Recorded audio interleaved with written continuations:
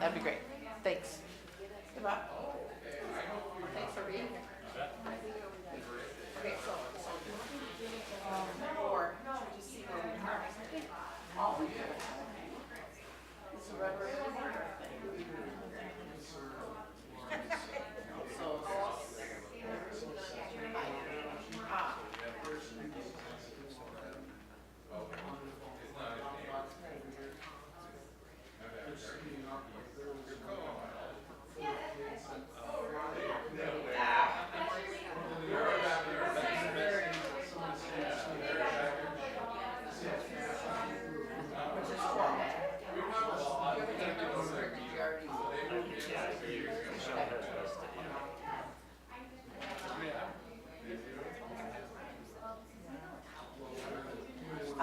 I just don't know what if we want to go finish 11 or anything, and I'm just worried.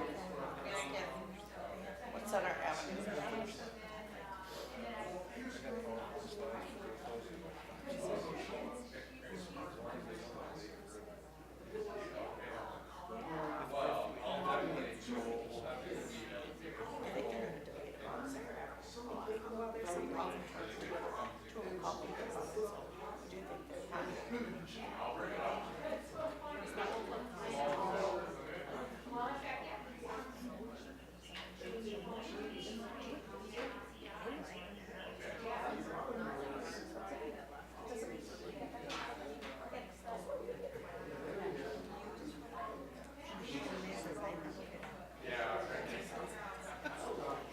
Let me talk to them.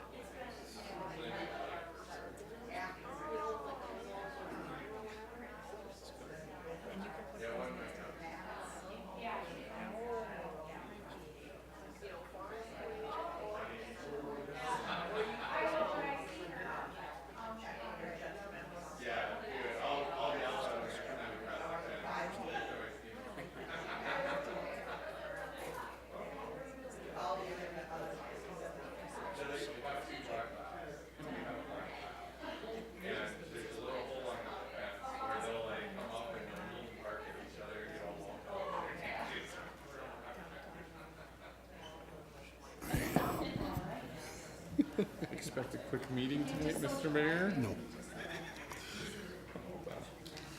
Okay.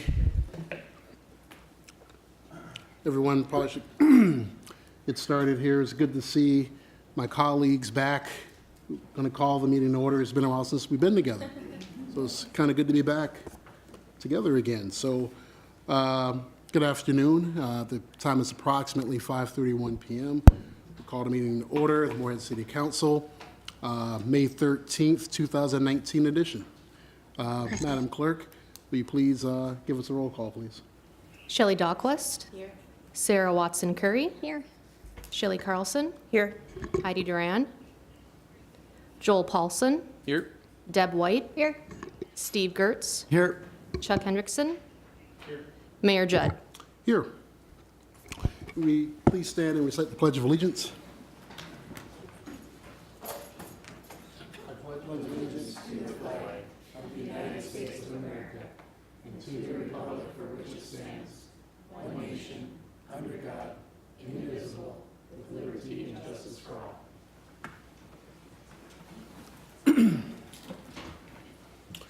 Thank you, everyone.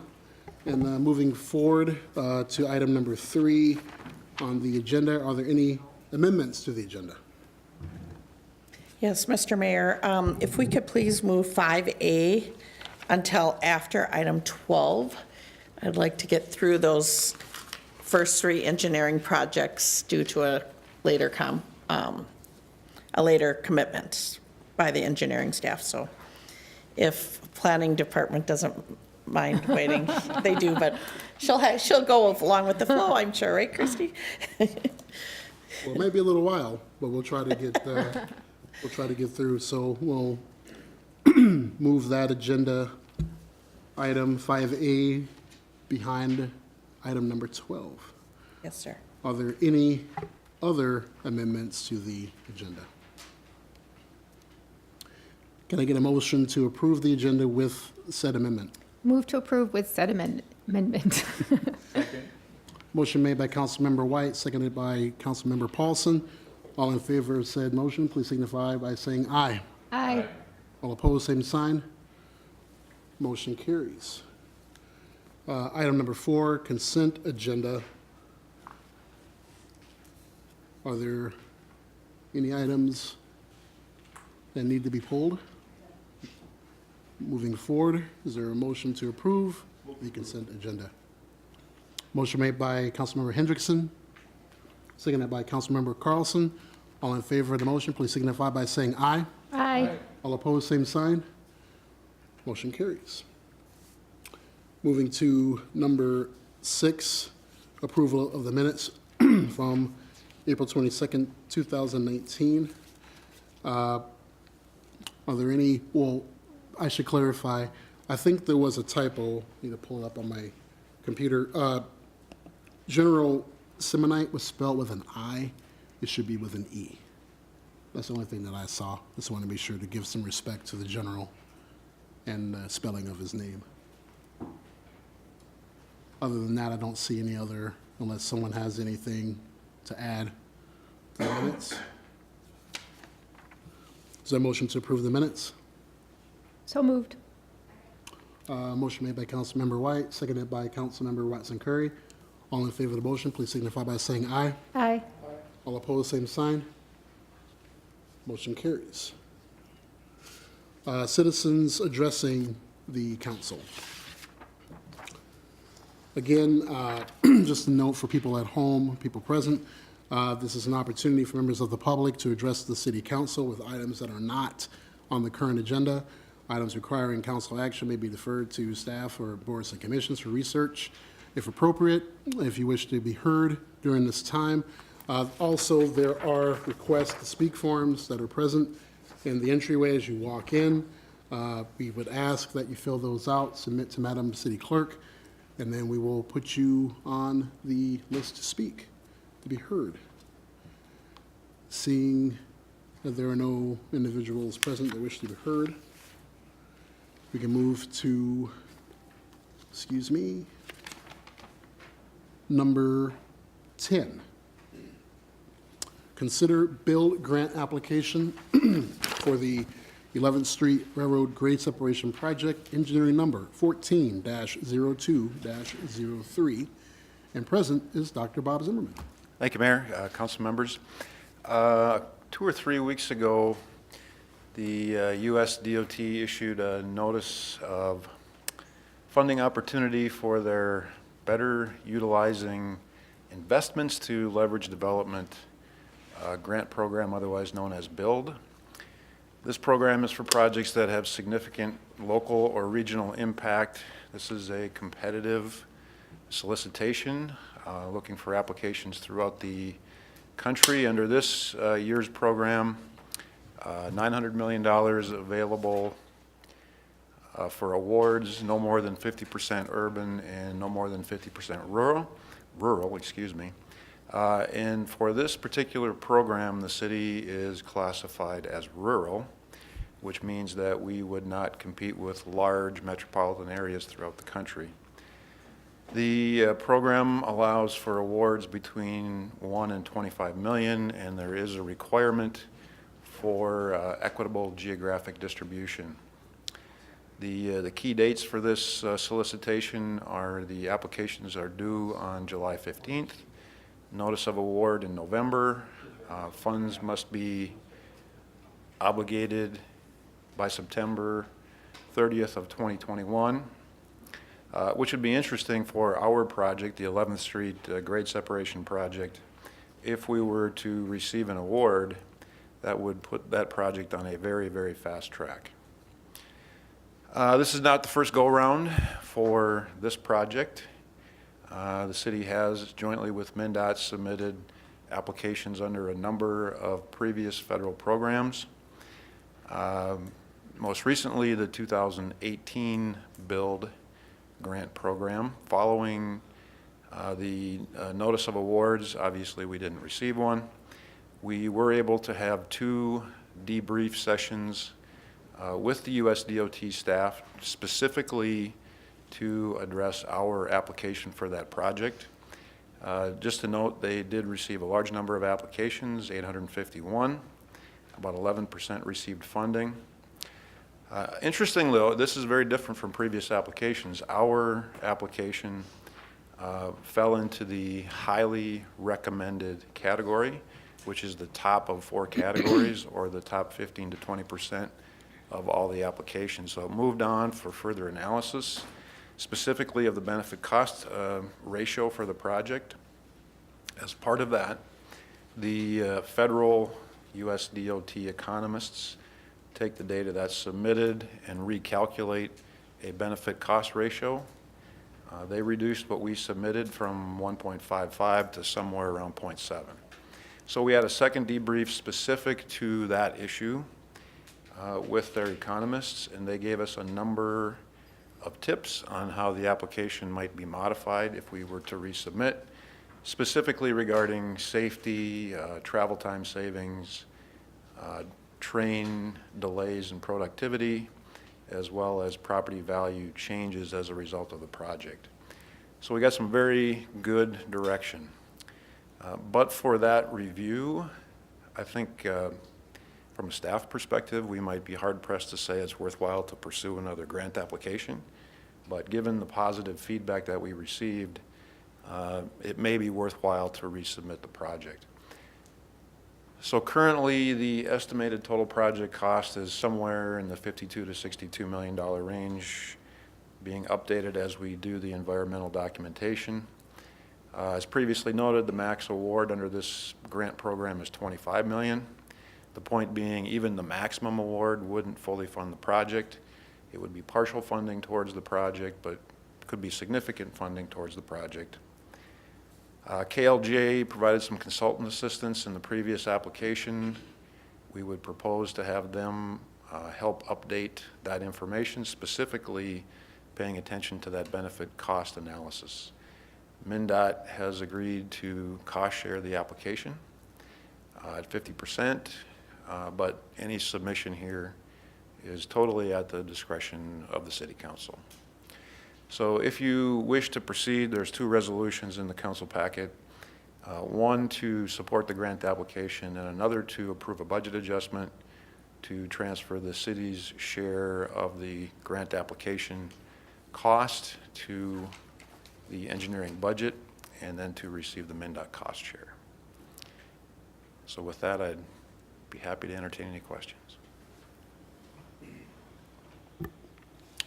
Excuse me. Any questions for Dr. Zimmerman? Councilmember Gertz. How does this differ from the Tiger Grant? This, the Tiger Grant is still a program that the US DOT solicits applications for. Build, let me see if I can recall exactly the differences. The eligible projects, I think, are slightly different. This one and the previous programs, Fast Lane and Infra, were all sort of offshoots of the Tiger program. I can get you that information, but I can't recall exactly the specifics of how they differ. The only reason why I asked the question is, we submitted for the Tiger Grant numerous times, and I don't know if we ever even got close. And so I'm just wondering, is it a good investment? Obviously, if we were in a highly recommended category and we're submitting the same project, that would lead me to believe that, it probably would be worth investment, especially if the DOT is going to split the cost with us, so. I wish I had a good answer for you. If you had all the answers, you wouldn't be there, right? That's true. Thanks, Bob. Councilmember White. I was just wondering, since we're in the process of developing our downtown development plan, and so it's kind of this crucial time where we're looking at, really amping up the work that we're doing downtown. Is there ways that we could bring in some information from there to show how this really would benefit in terms of economic growth? Or do you already feel like you have enough of that information or buy-in from stakeholders that you could put in there that would maybe give it a little extra, give them, bump us up a little higher? We will definitely take advantage of whatever information is available prior to the application deadline of July 15th. I would note that in the previous application, we did, in the benefit cost analysis, make some assumptions about increase in property values due to downtown redevelopment, the benefits that the underpass would provide. The economists view that sort of differently. They say travel time savings is sort of a surrogate for increase in property values. We somewhat dispute that, and so the challenge with this application is really to find the avenue that the economists can accept as additional benefit beyond travel time savings. But we will take advantage of whatever information is available. Councilmember Hendrickson. Thank you very much, Mr. Mayor. Bob, we're in the highly recommended category. Is it normal for the MnDOT to split the cost of that? Is this a normal procedure, or is it because we are in the highly recommended category? Well, I think it's more related to this project than it is to being in that category. MnDOT has taken a very, very strong support role for this project. In fact, borderline on leading the project, and hopefully one day we will get them to lead the project. But they've supported this at the state legislature. The governor has requested funding for this project, so that's one avenue to get funding. This is the second avenue, and to be honest, by the time we actually start building this, we probably could use both of those sources of funding. Okay, thank you. Sorry, for point of clarification, the MnDOT Commissioner, Margaret Anderson Kelleher, was here to promote this project at our fire station. There was a press conference, so just so everyone is aware of that. Thank you. Councilmember Carlson? Thank you, Mr. Mayor. Dr. Zimmerman, can you go back to the slide where it had the different dates of when the application is due, notice of award? So if these funds were obligated, they wouldn't be until 2021? So generally, in this situation, obligation would mean we would have a construction contract awarded.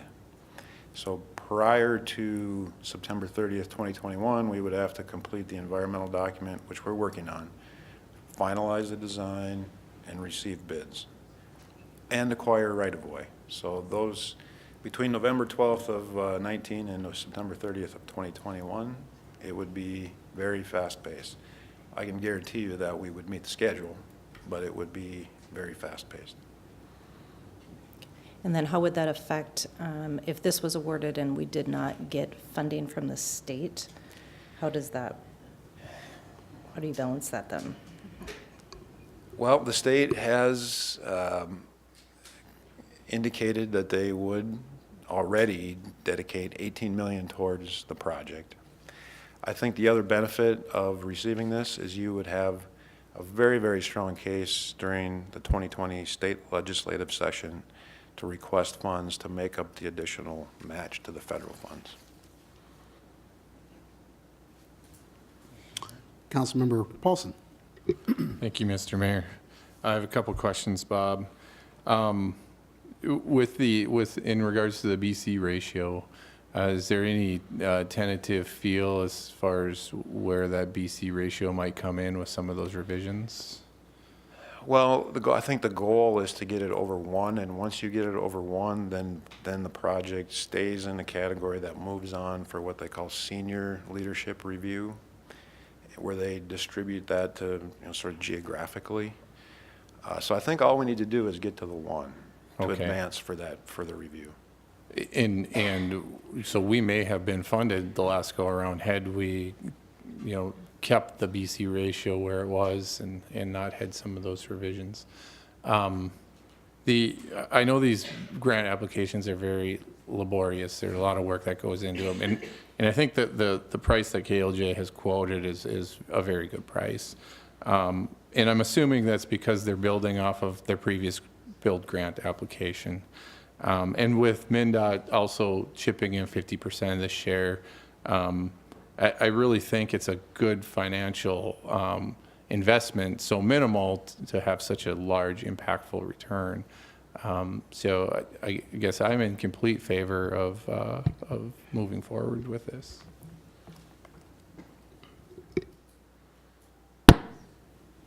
Madam City Manager. Mr. Mayor, City Council, Bob, in the last application last year, the council talked about and asked me, and I didn't quite get to it before the whole process was done, to consider hiring or research hiring a federal lobbyist for us that could help this through the process at the Fed level, at Congress level, and I didn't quite get through with that, and the result was good anyway. I mean, it was decent anyway. We don't know if it would have made a difference, but I want to remind the council that the council was interested in possibly making that investment. My question to you is that something we should talk to the council about, or is there any benefit? I know it's hard to, what's your opinion? I'm being asked lots of crystal ball questions tonight. Generally, I think there's probably some benefit to it. I think at some level, there is some political influence that can be exerted that determines how some of these are geographically distributed. That's my impression. Councilmember Paulson. Thank you, Mr. Mayor. Thanks for bringing that up, Chris. I was thinking about that, but I figured we'd talk about that at a different time.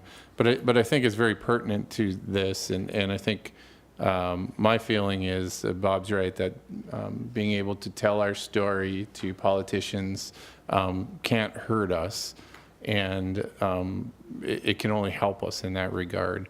I don't know if we're doing anything special out of the ordinary on this project that all these other 850 projects aren't already doing, but I think there's some very specific safety things with the City of Moorhead's project that probably aren't being quantified in the build grant application. Is that correct? Yeah, I think that's probably true. But, and I think that part of the story can only be heard by having project advocates in Washington that can help introduce us to the right people and have those right conversations. So I'm still in favor of you looking into that, Chris, and seeing what we could gather together from a scope and cost perspective. So. Mr. Mayor, Councilmember Paulson, the reason I brought it up now is because last time it was so late in the game that we really didn't have time to go to that effort. If you want me to start looking into it, now would be a much better time to tell me that, rather than 3-4 months down the road when they're already in session negotiating, so. And I think that's perfectly valid, because I think once the applications are received, there's a certain time period where they can't make contact, at least with USDOT staff. And I'm not saying this is going to make it happen or not, but maybe some level of involvement might be helpful. Well, you know, this is such a competitive program, and we know communities out there are taking it to that level. And so for us to compete at a very high level, we need to use all the resources available. Councilmember Watson Curry. Thank you, Mr. Mayor. Bob, just kind of following up on Councilmember Hendrickson's question about MnDOT helping cost share. Is that the first time that that's ever been done? I didn't have a follow-up to.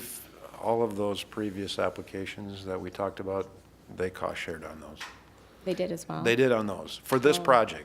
Because Okay. they have involvement in this. Now, obviously, Southeast Maine was entirely different. We were on our own, took us 15 years to get there. I'm pretty confident this is not going to be 15 years, because MnDOT has taken such a strong interest in the project. Yeah, that's been noted with them coming for the press conference as well. So definitely appreciate their help cost sharing. And I just wondered if that's also helpful in applying pressure and letting people know that our state DOT is really interested in supporting this. So, only comment. Councilmember Hendrickson.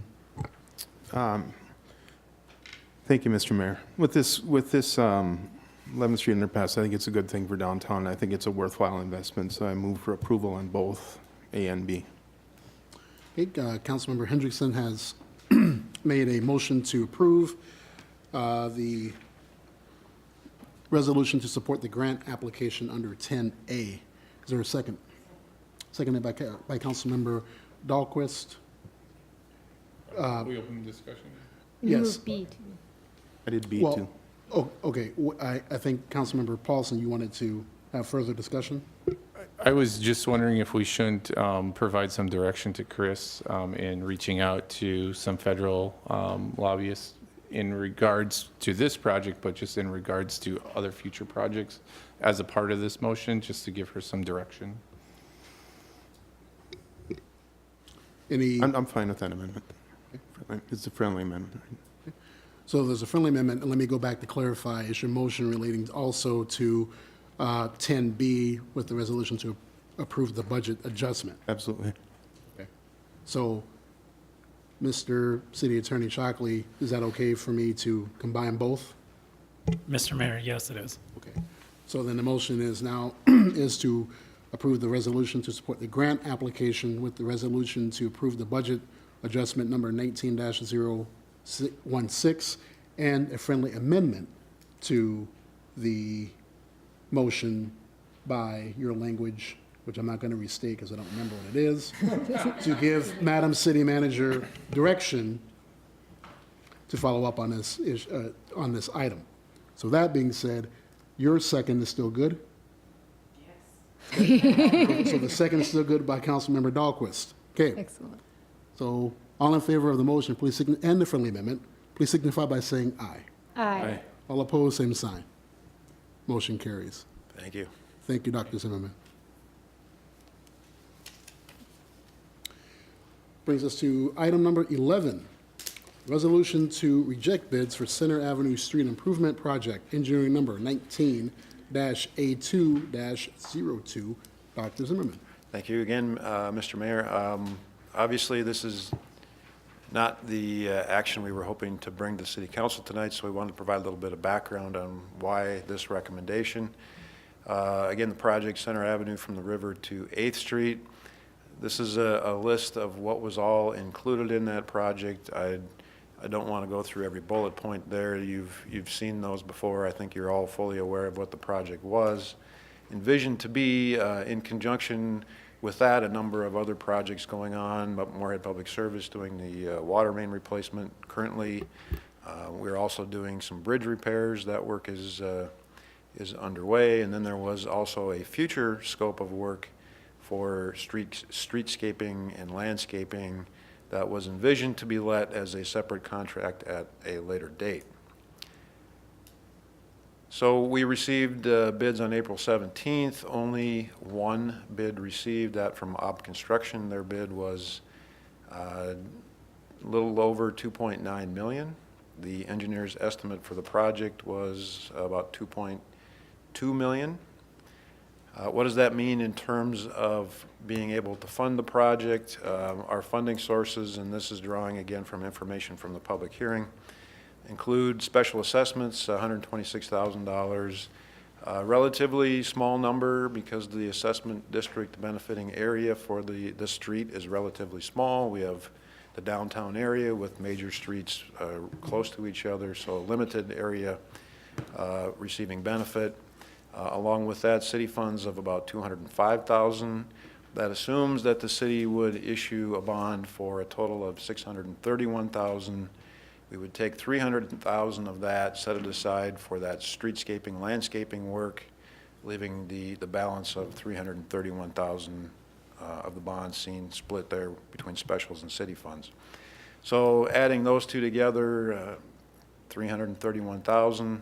The balance of the project was envisioned to be funded through the city's municipal state aid funds. So a little bit of background there. Our annual construction allocation is about $2 million. If we were to proceed here with that low bid, which was almost $800,000 over the estimate, that's not the total cost. The total cost includes a number of other things, including some contingency for potential change orders, the acquisition of some easements, design engineering fees, testing fees, et cetera. We would be significantly more than that low bid. So to move forward, we would be allocating somewhere between 1 and 2 full years of municipal state aid dollars.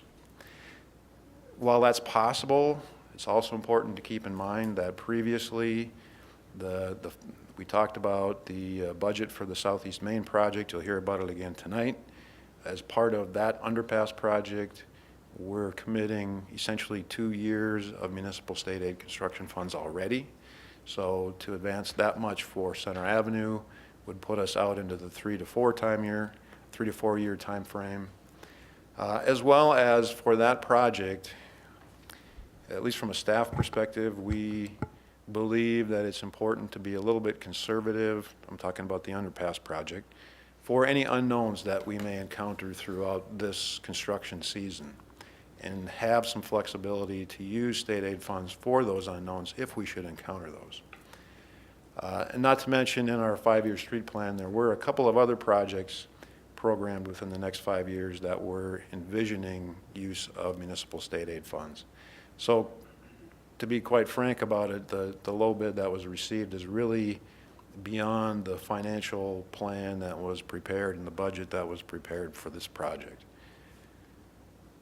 So we did do a preliminary review of the bid tabulation from the low bidder. We also last week met with Op Construction to talk about how they perceived the project, and this is a summary of some of what we heard and some of what we garnered from the bid. There is some of these we can resolve by changing the plans, and some of these we may need to resolve by looking at how we're financing the project. So for example, there's a perceived risk associated with working downtown. That's probably not something we can technically resolve in the plans. We need to consider that as part of the project budget. There were some project staging issues and mobilization concerns. Part of that we might be able to do with complete closure of segments of the street in revising the plans. A lot of other activity, as we all know, going on right now in the area. There was some complexity and perceived risk associated with other projects. The project was dominated by concrete work, curb and gutter repairs, sidewalk repairs. Because of the way it was packaged, a lot of that was going to be hand labor as opposed to machine work. And with concrete dominating the overall project, there are a limited number of contractors to bid as the prime contractor. An interesting one relates to state wage rates. Because we're using MSA funding, we have to apply state wage rates. The contractor has to pay state wage rates. And combining that with the fact that there was a lot of hand labor for the concrete work resulted in a fairly significant portion of the bid being driven by that issue. And then there were some items that, in retrospect, we probably would just remove from the project altogether, some specialty concrete items. So again, there's probably two angles to go here. There's a technical angle on how can we revise the scope of the project, and then there's the financing angle in terms of what is the best source of funds to really use for this project. So our recommendation for the council is to reject that bid. In our conversation with the low bidder, it did not appear in any way, shape, or form that we could negotiate some of those items to get anywhere close to what our estimate was. We would then take the next few months to consider multiple options moving forward, anywhere from modifying the scope of the project as it was originally developed to potentially considering full reconstruction. There may be some value that may be gained by looking at a full reconstruction where a lot of the work can be done with machines as opposed to hand labor. The overall cost may go up, almost certainly would go up, but the value gained might be worth that consideration. And also look at, again, the financial plan in terms of what sources of funds we're using. That would allow us to follow the downtown Moorhead plan development, and if there are any items that come from that would modify the project, we would have an opportunity to consider those. We would also propose to move forward with some short-term improvements that were envisioned as a part of the project. The first one is removing the tree that was formerly on the north side of US Bank, which is now already gone. We would work with United Sugars. There were a number of things that needed to happen at that property to facilitate our street project, which are all incorporated into a draft easement agreement, which would be coming to the council either the next meeting or the first meeting in June. And we would plan to move forward with some of those, for example, removing some trees, relocating a sign, and modifying a planter. Those are necessary to improve the sight distance at the 7th Street intersection, which is necessary to allow us to remove the signal and modify to the 3-lane section. We would propose moving forward with that prior to the larger scope project. Following public services water project, the public works folks would come in and do some minimal pavement repairs, keep the road serviceable for another year. We would propose to restripe again to the 3-lane section, pending all of that work on United Sugars property or adjacent to their property.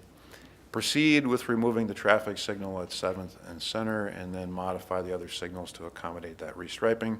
So in essence, what we would be doing is sort of a trial run of that change to a 3-lane section. The one thing we probably won't be able to do with this temporary change is the addition of parking that's envisioned as the part of the bigger project. And the reason for that is that's associated with some of the access closures that won't be completed without the bigger project. So just to be very clear, this is what we're proposing to do yet this summer. A lot of this will be contingent upon the council's approval of the easement agreement with United Sugars, which will again come in one of the next 2 meetings. As we look to redesign the project, we would get some contractor input on some of those issues that are really difficult for us to understand, particularly the perceived risk of working in the downtown area. Obviously, it's real. Those that have been around for a while remember the Sims project and the challenges that we had with that one. And then we'd be prepared to rebid this next fall or winter. The feedback that we got was the absolute prime time to have this set of plans out for contractor bids is January. So the proposed action tonight would be to reject that bid, and then we would proceed with those other actions, again, all contingent on future city council action for the United Sugars easement.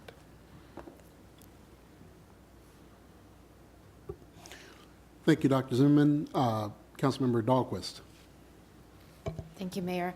So is this going to shorten the completion? I mean, it'll be completed earlier than the middle of July? This year, construction would be, I believe the public service water main project is middle July completion. The Center Avenue Bridge project, I believe, is middle of July. There'd be a little bit of work after that associated with these short-term improvements. You know, maybe sometime in August, the streets reopen, but then next year, we would close it for the bigger project. Councilmember Gertz.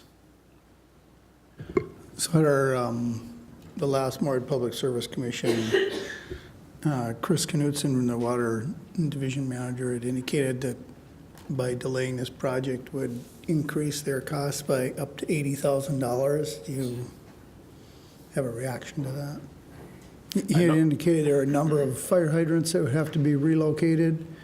I'm not so sure that they've been installed yet, if we could catch that. And We I think did, you mentioned one of them where Public Works could do some street patching, which wouldn't increase their contract any, and so we did meet with Public Service to talk about the changes that were needed to their plans. There were some hydrant relocations necessary because our project wouldn't immediately follow that. I think, you know, in one case, it would have been likely required anyway. That was associated with the closure of the Thai orchid access. And there were some concerns raised previously about whether we should completely close that or not due to truck access. So it's likely we would have changed that somewhat, and they would have had to move either way. There were some others that probably, at least one other that probably needed to happen because we weren't following their project for hydrant relocation. Public Works and Engineering did have a discussion about what Public Works would do after the water main project. Steve's crew is going to have to come in and do something with some areas of the pavement that are in tough condition to make it serviceable for another year. And so it would not be beyond the scope of what could be done for his crew to replace the last 1 or 2 inches of asphalt, which would be the additional cost to public service. Certainly those things could be discussed, and I think we could work through those. We don't have any idea of the actual dollar amounts associated with their change orders.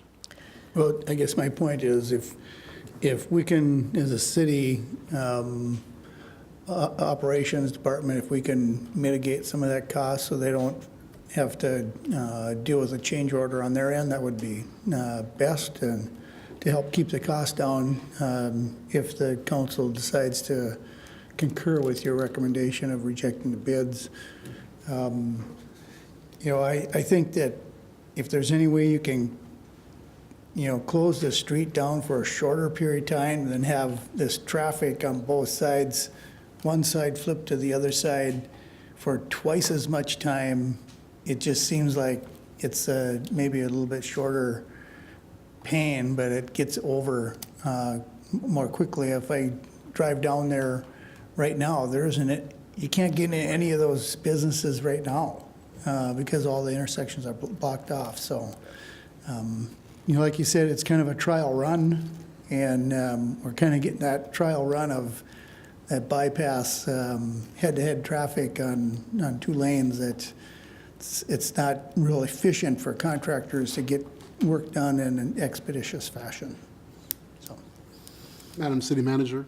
Mr. Mayor, Councilmember Gertz, Bob, to follow up on that, yes, I think that's a good idea that city staff can do everything possible to mitigate that additional expense. But I want to clarify, Bob, I think engineering had discussions with MPS, and I believe the general manager told you that we wouldn't be charged for those extra costs. Is that correct?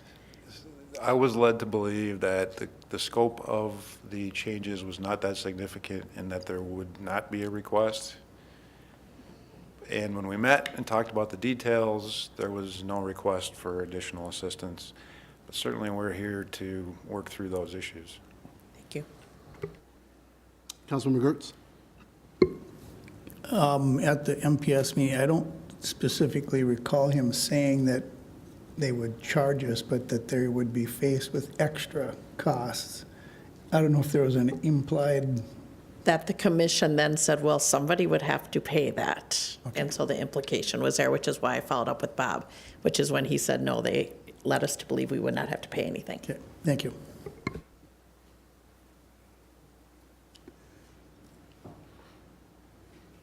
Councilmember White, sorry. Thank you, Mayor.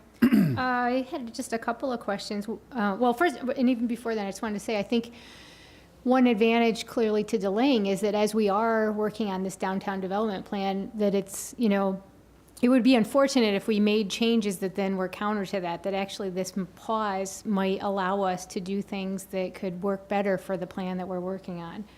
And also, am I correct that if we did go ahead with the bid that we have, then the assessments would be much higher for local businesses, or? No, the assessments are fixed based on policy. Okay. So that's why we would have to make up the difference with municipal state aid funds. Ah, okay.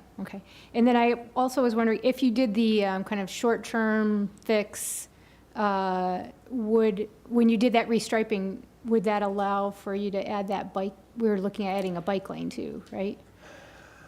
Hadn't actually thought about that, but it's something we can consider when we do that. That'd be great.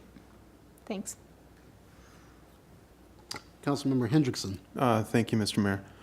Bob, if we go out and rebid this thing, we only had one company bid on this. What are the odds we're going to get two this next time? Well, I think we could get more than one. We just need to be sort of in that prime time for when they're looking for projects. There was some really big projects being bid this last winter and spring that I think took the attention of some potential bidders away. So I think there's a good chance we'll get more than one. Okay, so you're telling me it's a timing issue? I think part of it was, yeah. Okay. Yeah, I'd like to see more than one bid. I'd like to see 5 or 6, hopefully. So, thank you. Councilmember Watson Curry. Thank you, Mr. Mayor. I feel disappointed with this recommendation because there's been a really excellent outreach to the community, both from the city's end and our partners, to connect with people who are right along the route, and there's been a lot of enthusiasm about it. There was a question about a bike lane, and that did kind of jog my memory too, as so then this was working together to some degree in partnership with Fargo as they were updating their striping on NP Avenue. And so I'm just curious if there's any considerations about making sure we don't have pedestrians or cyclists just sort of dropped when they cross into our city, and making sure that there's some safety considerations there. And then I have more questions, but I'll stop there, I guess, and let you answer. Well, the Center Avenue Bridge project that's going on. That does include bike lanes on the bridge. Mm-hmm. So the question will be, how do we transition to this temporary 3-lane section and provide for bicycles? And what I will commit to you is we'll look at how we can do that. Well, thank you for that. The other question I had too is, well, with other issues we've had with costs coming in different than anticipated, it's been a large safety concern, and I don't feel that there's that same safety concern if we don't have it repaved and restriped. But then I do wonder about with the MSA funding, if there's other things that will rise up on our SIP plan as far as what we would maybe then target this construction season, or? No, I don't think nothing will be, if I understand your question, I don't think anything on this year's plan will be changed. Okay. What we might need to do in the next plan later this year would be to shift a few projects around to space out the MSA funding. For example, 30th Avenue South from 14th Street to 20th Street has been on our list for a long time. And it's one of those projects where we would propose to use state aid funding, and likely we're proposing to do it next year. My guess is that's probably not going to be next year, and it might get shifted around a little bit. Hopefully we can keep all that stuff in the plan, but just look financially how we can balance that state aid funding. Thank you. And if I can ask one more thing too, I see Derek is in the audience here, and as downtown is made out to be a little bit of the villain in this story, if you have any comments for us.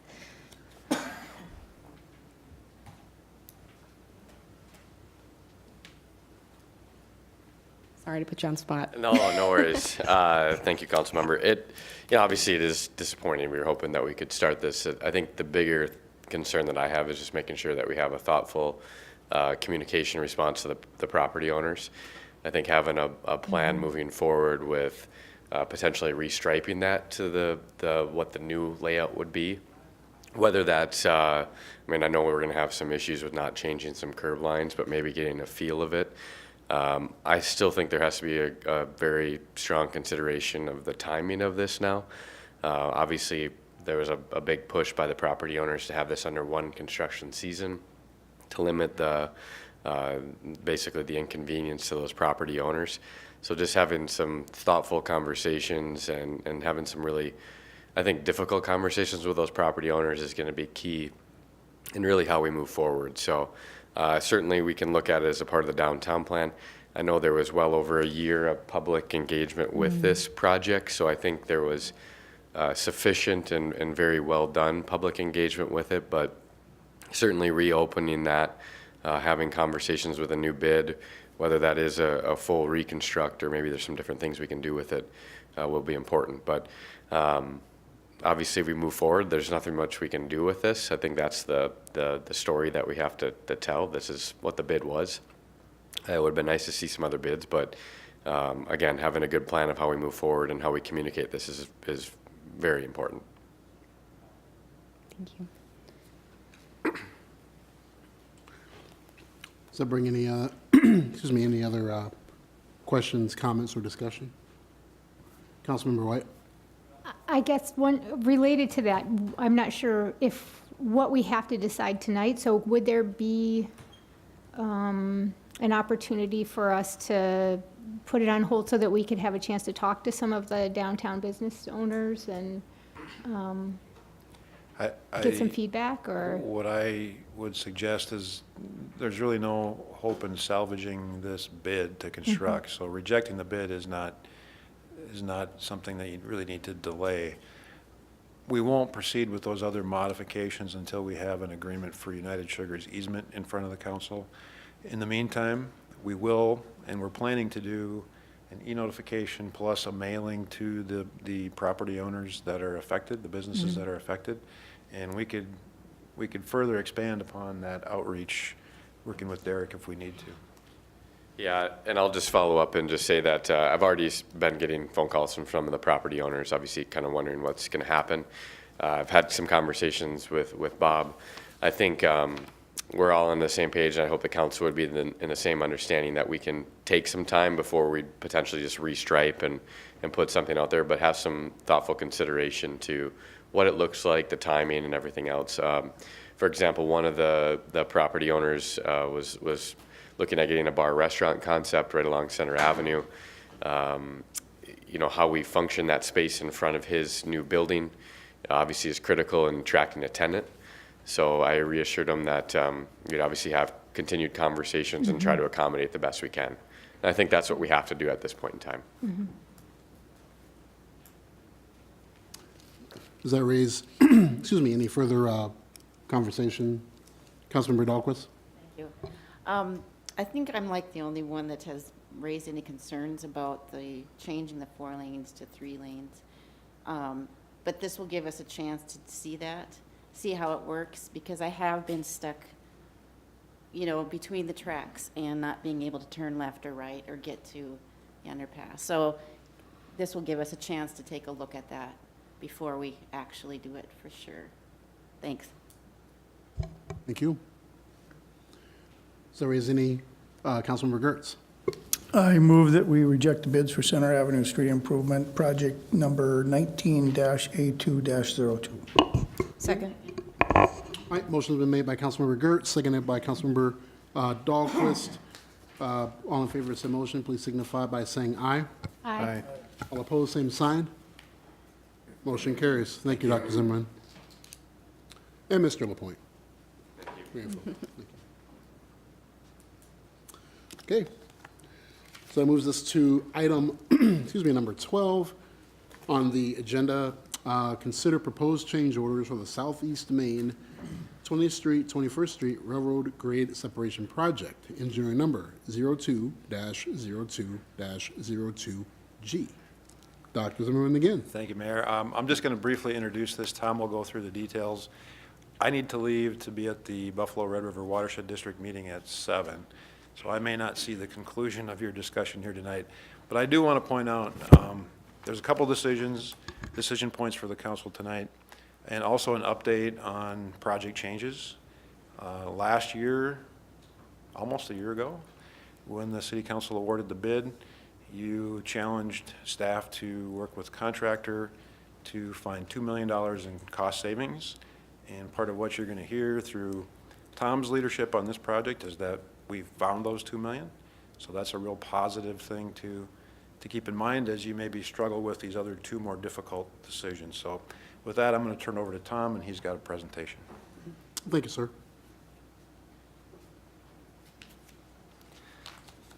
Thank you, Mayor and members of council. So, as Bob said, this is an update on the status of our Southeast Main 20th, 21st Street Railroad Grade Separation Project.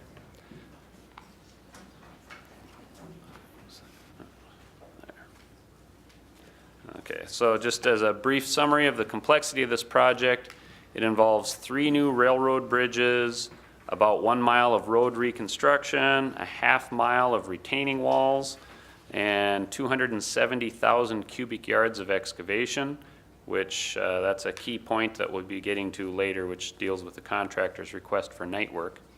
It involves the city's second largest stormwater pumping station, as measured by the capacity of the pumps.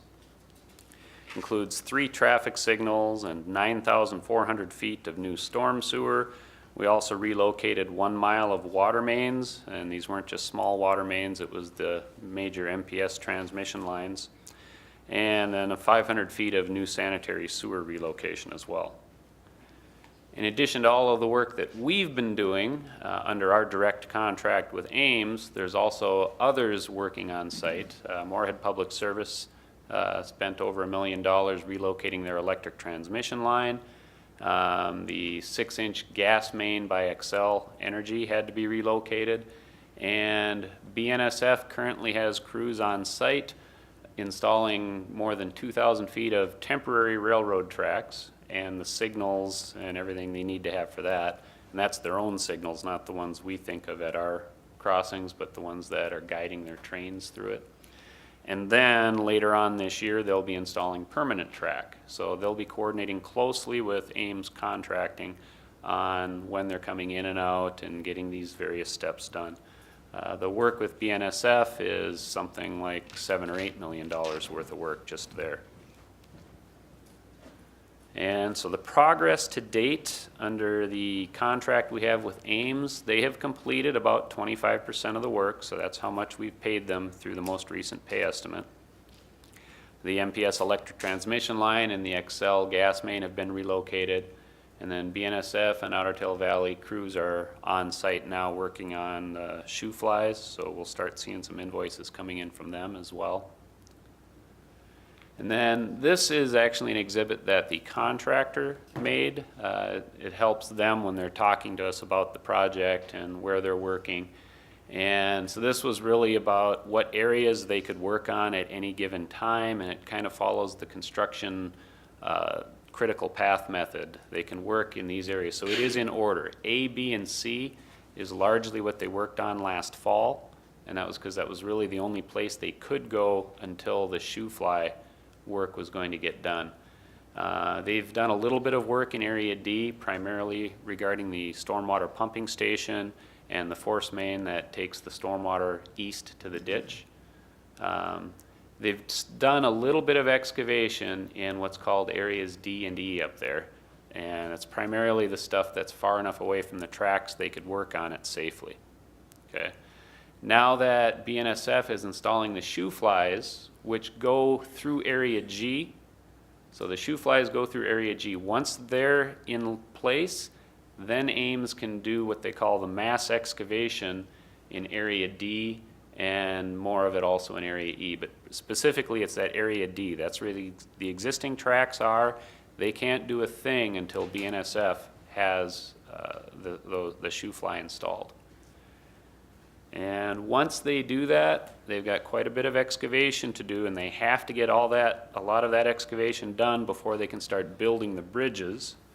Per their schedule, they figure that they can build bridges in about 6 weeks if they don't have anything else holding them back. And right now, it's the shoe fly and then all the dirt that's in their way. And what they have suggested to us is that if they're allowed to work at another shift that works overnight, they can get that dirt out of there basically twice as fast.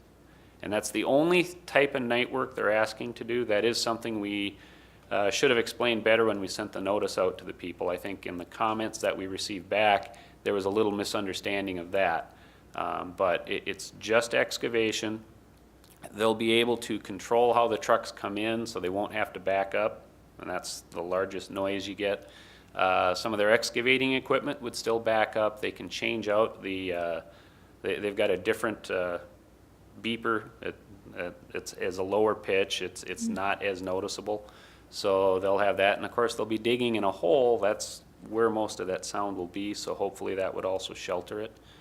And what Ames has said is there's 2 key points in construction where they would like to do that this year. So this first one would start, it looks like it would be immediately after June 4th, and that is the day that BNSF has currently programmed in to switch over to start using the shoe fly. So all the temporary track work and signals should be in place by then, and they'll switch over on that day. And then immediately after that, Ames would like to start going into night work. And they've agreed that they'll only ask for up to 3 weeks of doing this. So if something was slowing them down, they're not going to stretch it out another week or 2. This is a very specific window they're requesting. And a lot of the goal is get this done so they can be actively working when the weather is best for construction.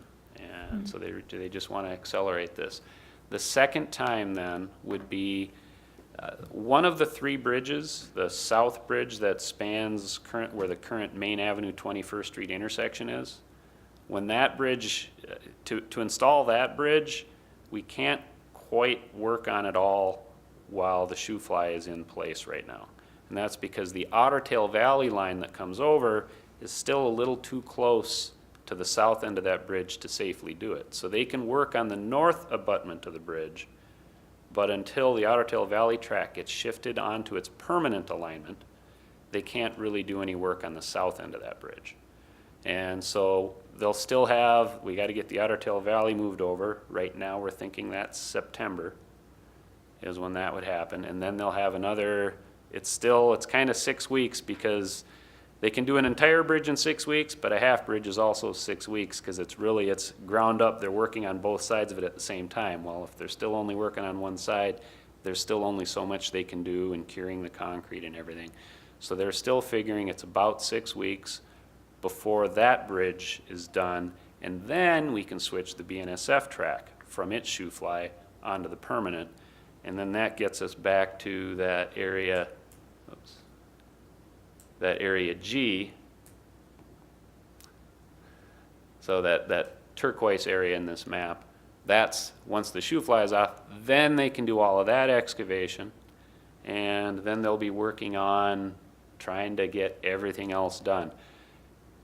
Even with this, the schedule through up to September kind of includes this request of the night work. If we don't do the night work, it probably shifts everything back a little bit more.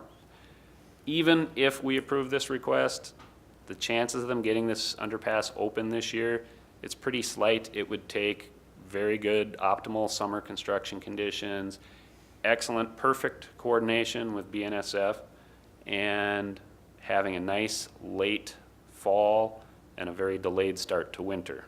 Very different than what we had last fall. So it's a very challenging schedule, but Ames has made the request, and we've also said, we don't have to approve both this one and the September one at the present time. You could authorize us to do that. Right now, all we were figuring was let's ask for the first one, see how it works, and if it works well and we get into September and we want to do this again, it's very easy to do it at that time. This also would give us a chance to find out just how disruptive it is. We might get quite a few complaints about this night work. It's possible. We did, and I believe, did that get handed out, Michelle, the summary? So there was an e-request that was put out for people to respond and give us some feedback. We've received 16 responses as of the end of the day today. 13 of those responses were in favor and 3 were opposed. I would note that of the 3 that were opposed, one of them was the president of the Bennett Park Cooperative, so they're maybe representative of a larger sampling than that. And one of the ones, at least one of the ones that was in favor, we know their address is actually south of the interstate, west of Highway 75, so they're pretty far away from this. And obviously they have a right to comment, but it weighs into what we're trying to think about here is impact on the neighborhood. So basically, the night work would apply only to the excavation and their hauling. Their haul route would be north on 21st Street to Highway 10 or south on Southeast Main to 12th Avenue to 34th Street back up to Highway 10 because the place they're using to dispose of is east of Dilworth. So they would be taking Highway 10 to get there. And they choose their route based on what works best for getting the trucks out. You know, the less steep route, there'd be less noise as well. And, you know, so, but, you know, they'll work with us to the best extent they can to try to minimize the noise. And then the nighttime work would be Monday night, Tuesday night, Wednesday night, Thursday night, Friday night. They would not do a night work on Saturday night or Sunday night. And they're currently planning, they'd have a daytime shift going Monday all the way through Saturday.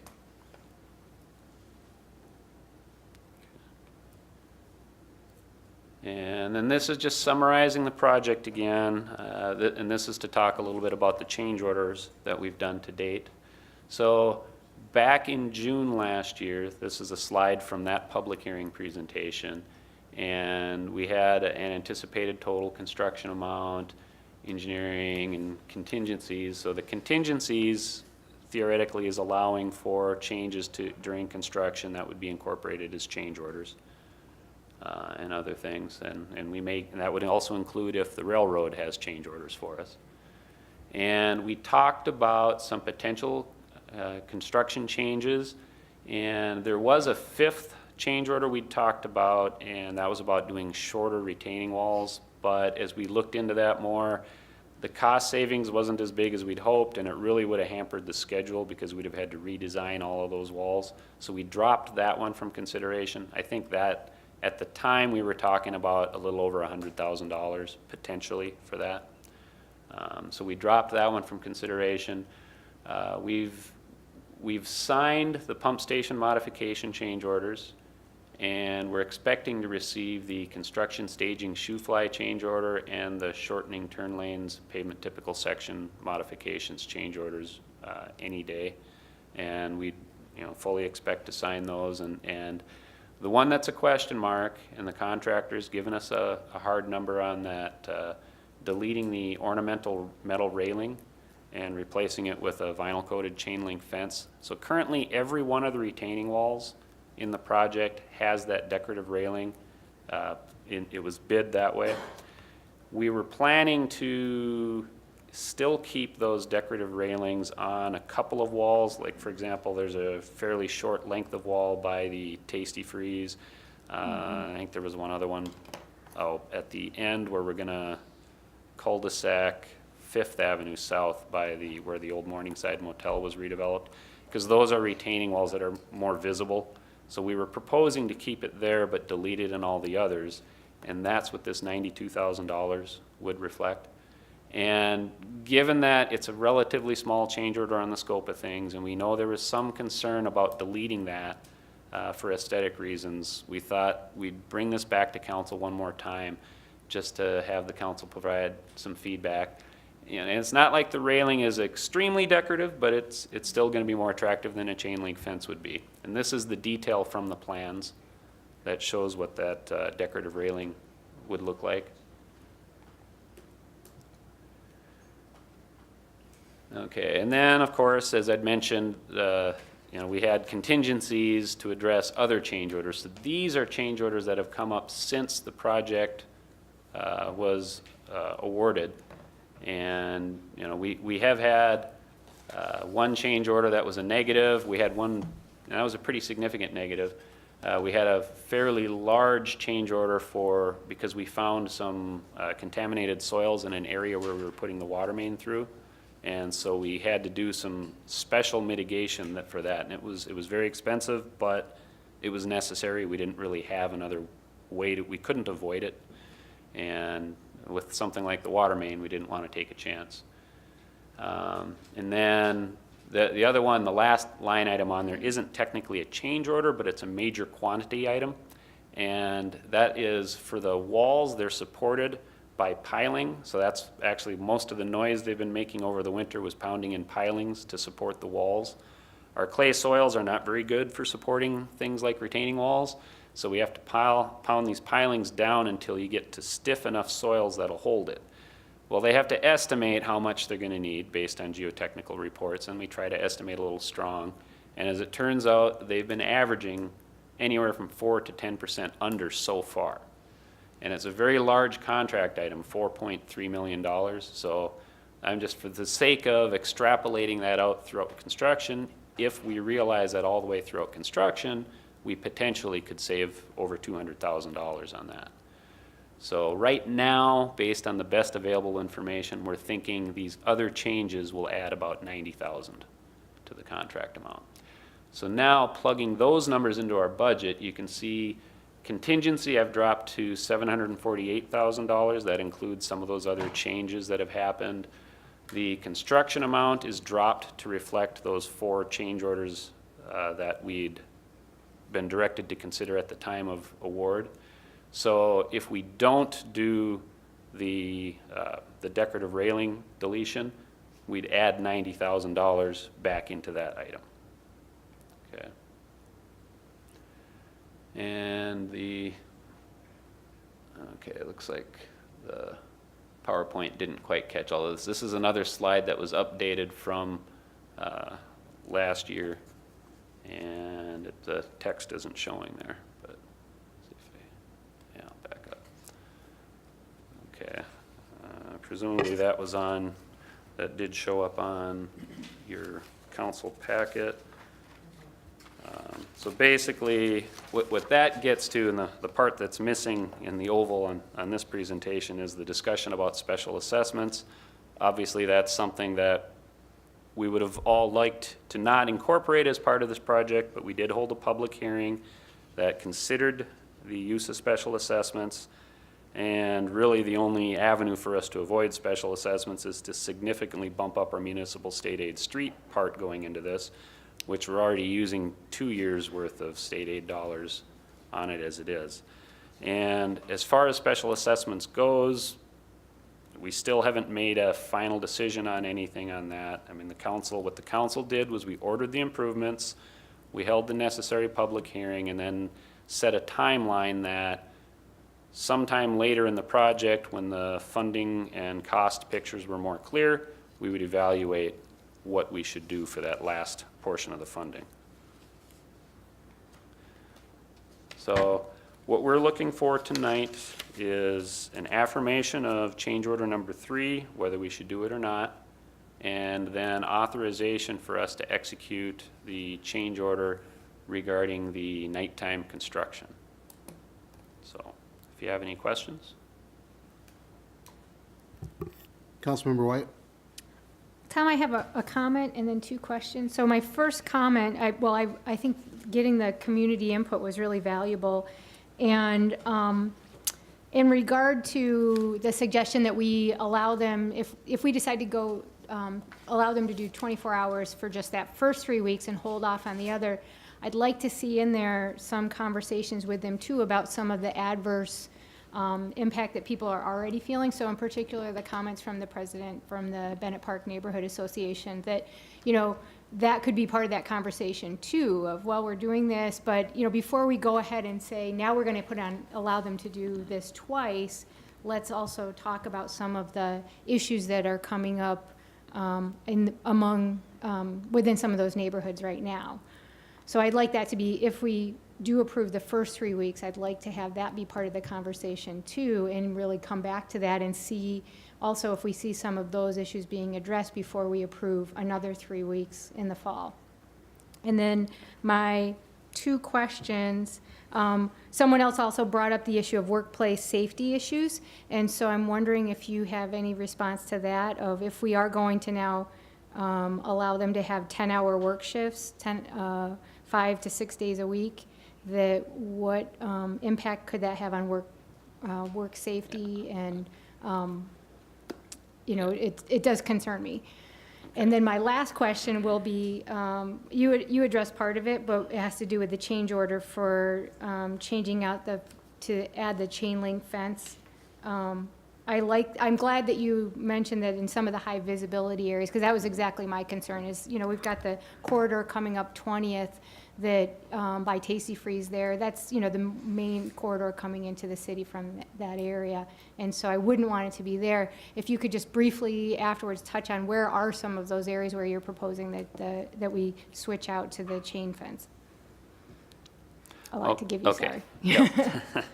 All right. So regarding the Bennett Park Cooperative, we've passed those comments on to the contractor and our engineer doing construction admin.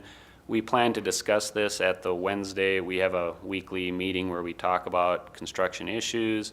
And following that, partly because I think there's a few things in there may have been a misunderstanding that it might have been utility companies doing some of that as well, which is kind of outside of what we're able to control or do too much. But I want to verify exactly what they know has happened, and then once we have that, I plan to reach out to the Bennett Park Cooperative and make sure that they know they can contact us at any time, but meet with them, talk about the project specifically, make sure that everybody understands what's going on, what's going to happen. So we're working on that.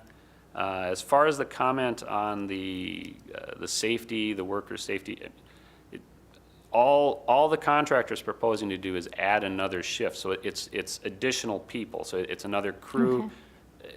To me, that's no different than the current situation. It's a separate crew that will come in and work. They're already working 10-hour days. That's kind of their normal thing for them to be doing.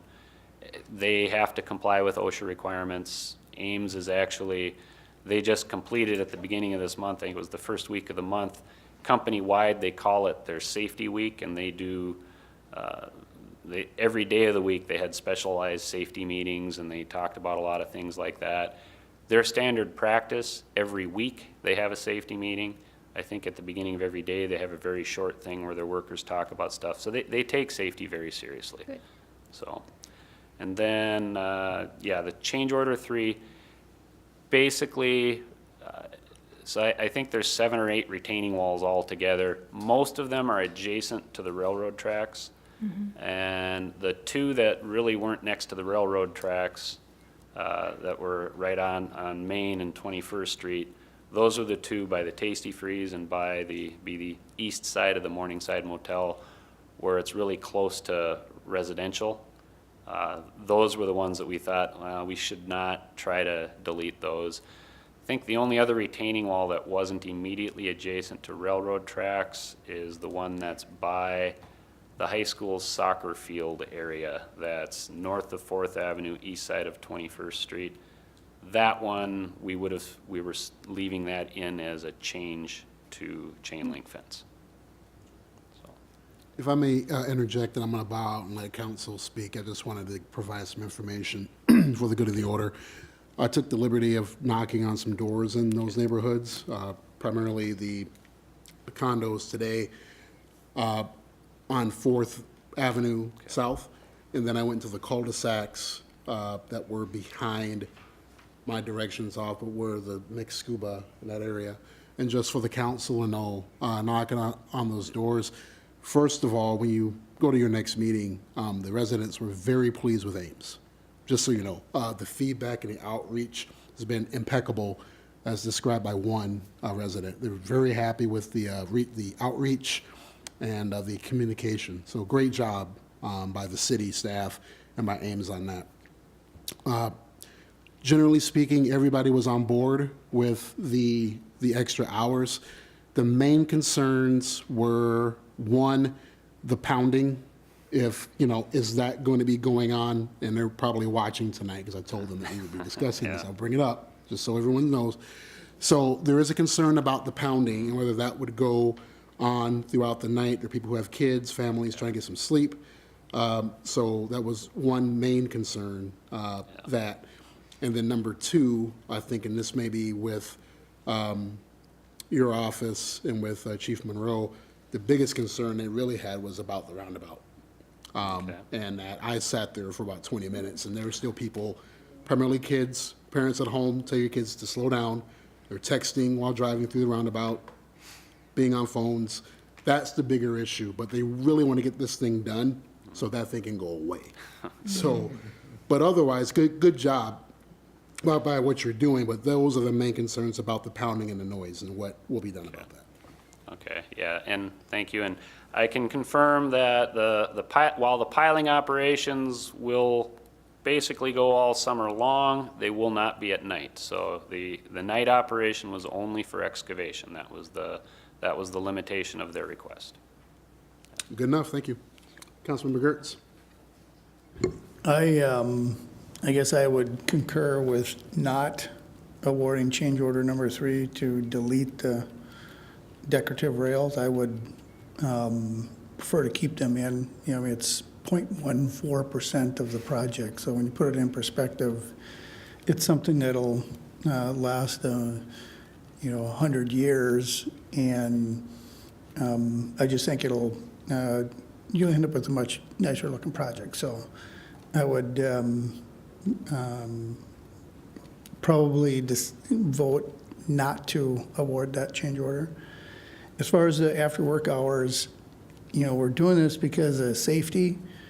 And I think whatever we can do to allow the contractor to work, again, as like the mayor says, that without the pounding, to work the double shift, we should, because if we have to go through another winter, there's 4 or 5 months with no activity going on except for driving around snowbanks, and it's harder for our staff to remove snow, and the sooner we can get the underpass open, the safer it is for our fire and our ambulance vehicles to respond to emergencies. The traffic flows, it gets the traffic out of the neighborhood. So I would be strongly in favor of working with the contractor in whatever capacity to assure that we have the street open, underpass open prior to freeze up this fall. So I would have no issue with passing the motion tonight to allow both of those shutdowns. And in fact, I'd probably prefer to give the engineering department some discretion to work with the contractor to assure completion or opening up that street prior to freeze up this year. But I do appreciate the communication and it doesn't seem like a lot's going on, but when you look at some of those pictures and you can see it from a bird's eye view, you certainly see a big hole down there. So, Thank you. Councilmember, who was up first? Councilmember Carlson. Thank you, Mr. Mayor. I concur with Councilmember Gertz that I would not be in favor of the change order due to the fact that I think aesthetically we want to look at 20, 30, 40 years down the road. How do we want our city to look? I think a chain link fence in any part is not going to be aesthetically pleasing. And as far as the authorizing the staff, I spoke with a number of individuals who live in that portion of the city and that are not on the list that you provided.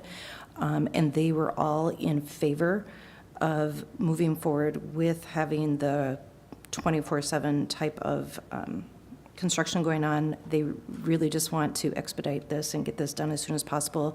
I would also agree with Councilmember Gertz that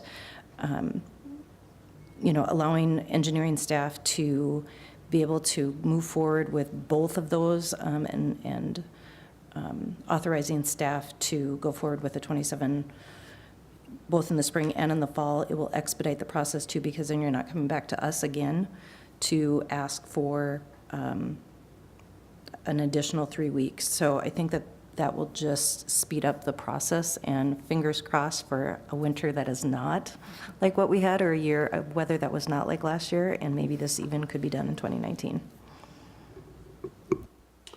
Councilmember Duran. One more thing I forgot to mention. One of the people that I did speak to is actually a fireman, and really stressed the fact that it is imperative for this project to get done sooner versus later for that safety component, to have law enforcement and fire and ambulance be able to utilize that corridor.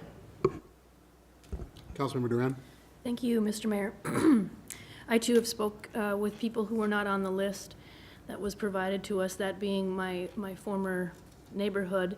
I had the opportunity to speak with, several individuals there who were all in favor of expanding the hours. So I don't have any question or concern about supporting that option. And then I too would disagree with removing the decorative railing. I think, like Councilmember Carlson and Councilmember Gert said, it does something to beautify the project. Chain link is not appealing to the eye, especially when you think about all the trash that floats around on our windy April and May days and October days.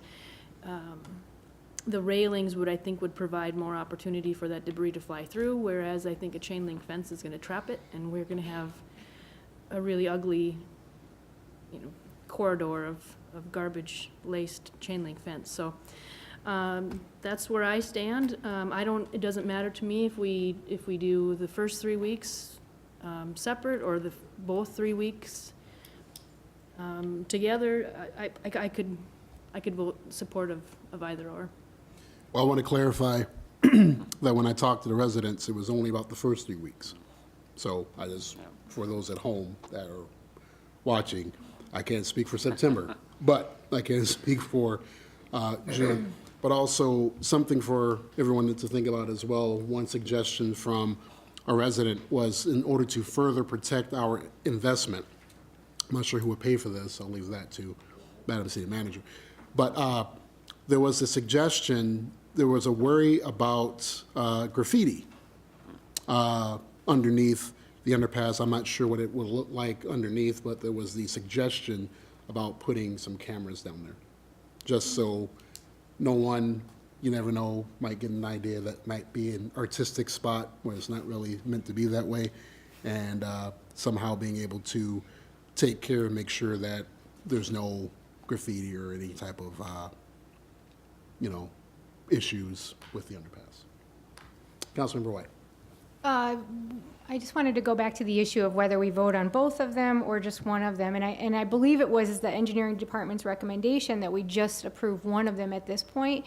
And I still would be in favor of that, because even though, it could be that everything goes perfectly fine, but I don't want to slow things down, but there's still a pretty good gap of time after the first 3 weeks before they would have to have this second 3 weeks. So I would be in favor of allowing them to do it this time, but then giving the folks in that community a chance to give some input. And if we don't hear that, if there were no issues, then I would be happy to allow them to do it again.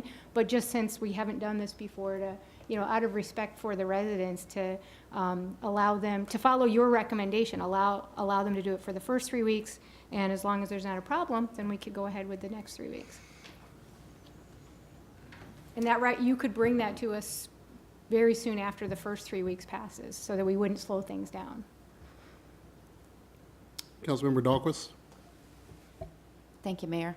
I just want to take a look at what Sarah had written out here, and I think if we address a lot of the other things, I don't think she would, doesn't seem to be specifically just this working during the evening. It's just that I think we need to address all the other problems that they're having. And if we could take a look at their roads, and if there has been some damage, because it is private property and they take care of those roads themselves, they pay for them. So if we could take a look at that and see if there's any damage. also? Is that possible? Mr. Mayor, Councilmember Dalquist, yes, that and the park, I think. Both those were private areas, and I think we're going to look at that, so yeah, we will. Thank you. Councilmember Gertz. At the Joint Powers Committee meeting at the beginning of this month, one of the concerns that the Moorhead Public Schools had is said it was imperative that they get the west access open for them for school. That really creates traffic flow issues during the school year. So that's why I think that given the engineering department a little bit of latitude of trying to do whatever we can to get this thing moving along, assures that west entrance into the school facility prior to September 1st would be good. If you give them this, and Tom, you know better in terms of what events go on that could warrant 24-hour construction and those that don't, you know. So I defer to your judgment on that. But if we approve 3 weeks now and then wait until September and we miss that school thing, then I don't want to, you know, hinder their school access, and that creates a safety issue too. So I think we got to keep that in mind as we make a decision here. But again, it's all about expediting it, and if you wait until September to make that decision, you lose the 3 best construction months. Yeah. So- Just to clarify. No, wait. Oh, I just want to make sure, Sorry. so now, Councilmember, yeah. I just want to be fair here. So Councilmember Watson Curry, you had, Yeah. well, unless you want to give your, Yep, go ahead. Oh, I just wanted to clarify, that's not, what I recommended is that we followed the engineering office, or staff's recommendation, and that we allow them to have the first 3 weeks, and then immediately after that, in June, they could come back to us, and if we haven't had any issues, then we could, if still needed, go to the, I'm not suggesting that we wait until September, so, The but, recommendation, I think, was yeah. 3 weeks now and 3 weeks in September.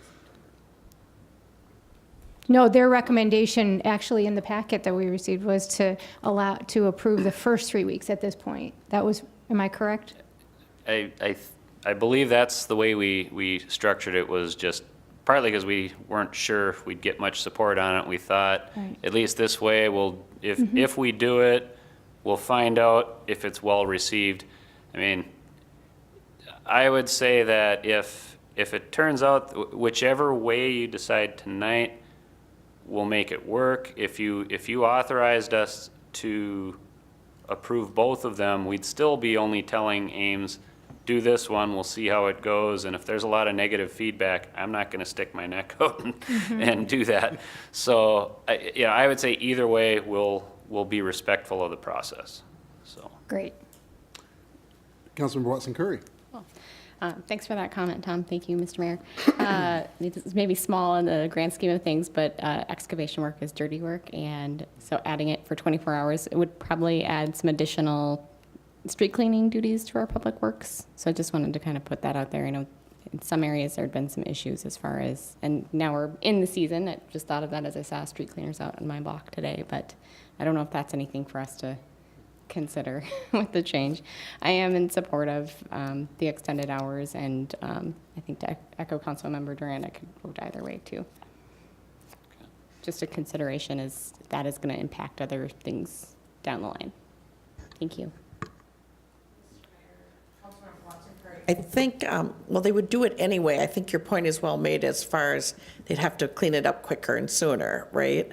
If they're moving it, because it's the same amount of cleanup, right? Just over a shorter period of time. So we can check with Public Works on that, I think. Well, Public Works will have, I mean, they're bound to be doing some sweeping anyway, but technically through the contract, if they're tracking materials off-site, through some of the erosion control provisions in the contract, we actually direct Ames to do it.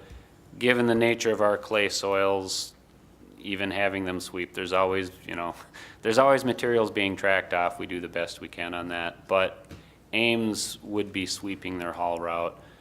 And to augment that, because we know they're not getting everything, Public Works will do it too. But I think the city manager was correct on the idea that if they can do this in 2 shifts, they're getting it done in 3 weeks rather than spreading it over 6 weeks as well. So it's probably the same amount of effort to try to keep it clean. Okay, thank you. And then Councilmember Carlson was up next. I just want to clarify, do you need 2 different motions for this? Yes, apparently yes. So I move that we do not, thank you. I move that we reject the proposed change order number 3 and to eliminate the decorative railing. And to approve 12B. Okay. I'll second. You didn't want to comment? That was what I was gonna do. Okay, good enough, okay. So motion has been made by Councilmember Carlson to approve change order number 3. No. And- No.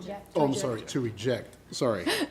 Thank you. I'm just reading straight from the sheet here. To reject change order 3, that's the item in 12A. And also that motion is to approve the change order authorizing nighttime work in 12B, which has been seconded by Councilmember Durand. All in favor of said motion, please signify by saying aye. Aye. All opposed, same sign. Motion carries. Okay, Thank you again for your work.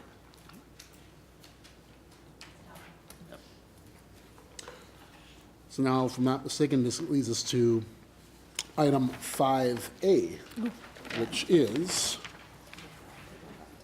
River Corridor Projects Updates.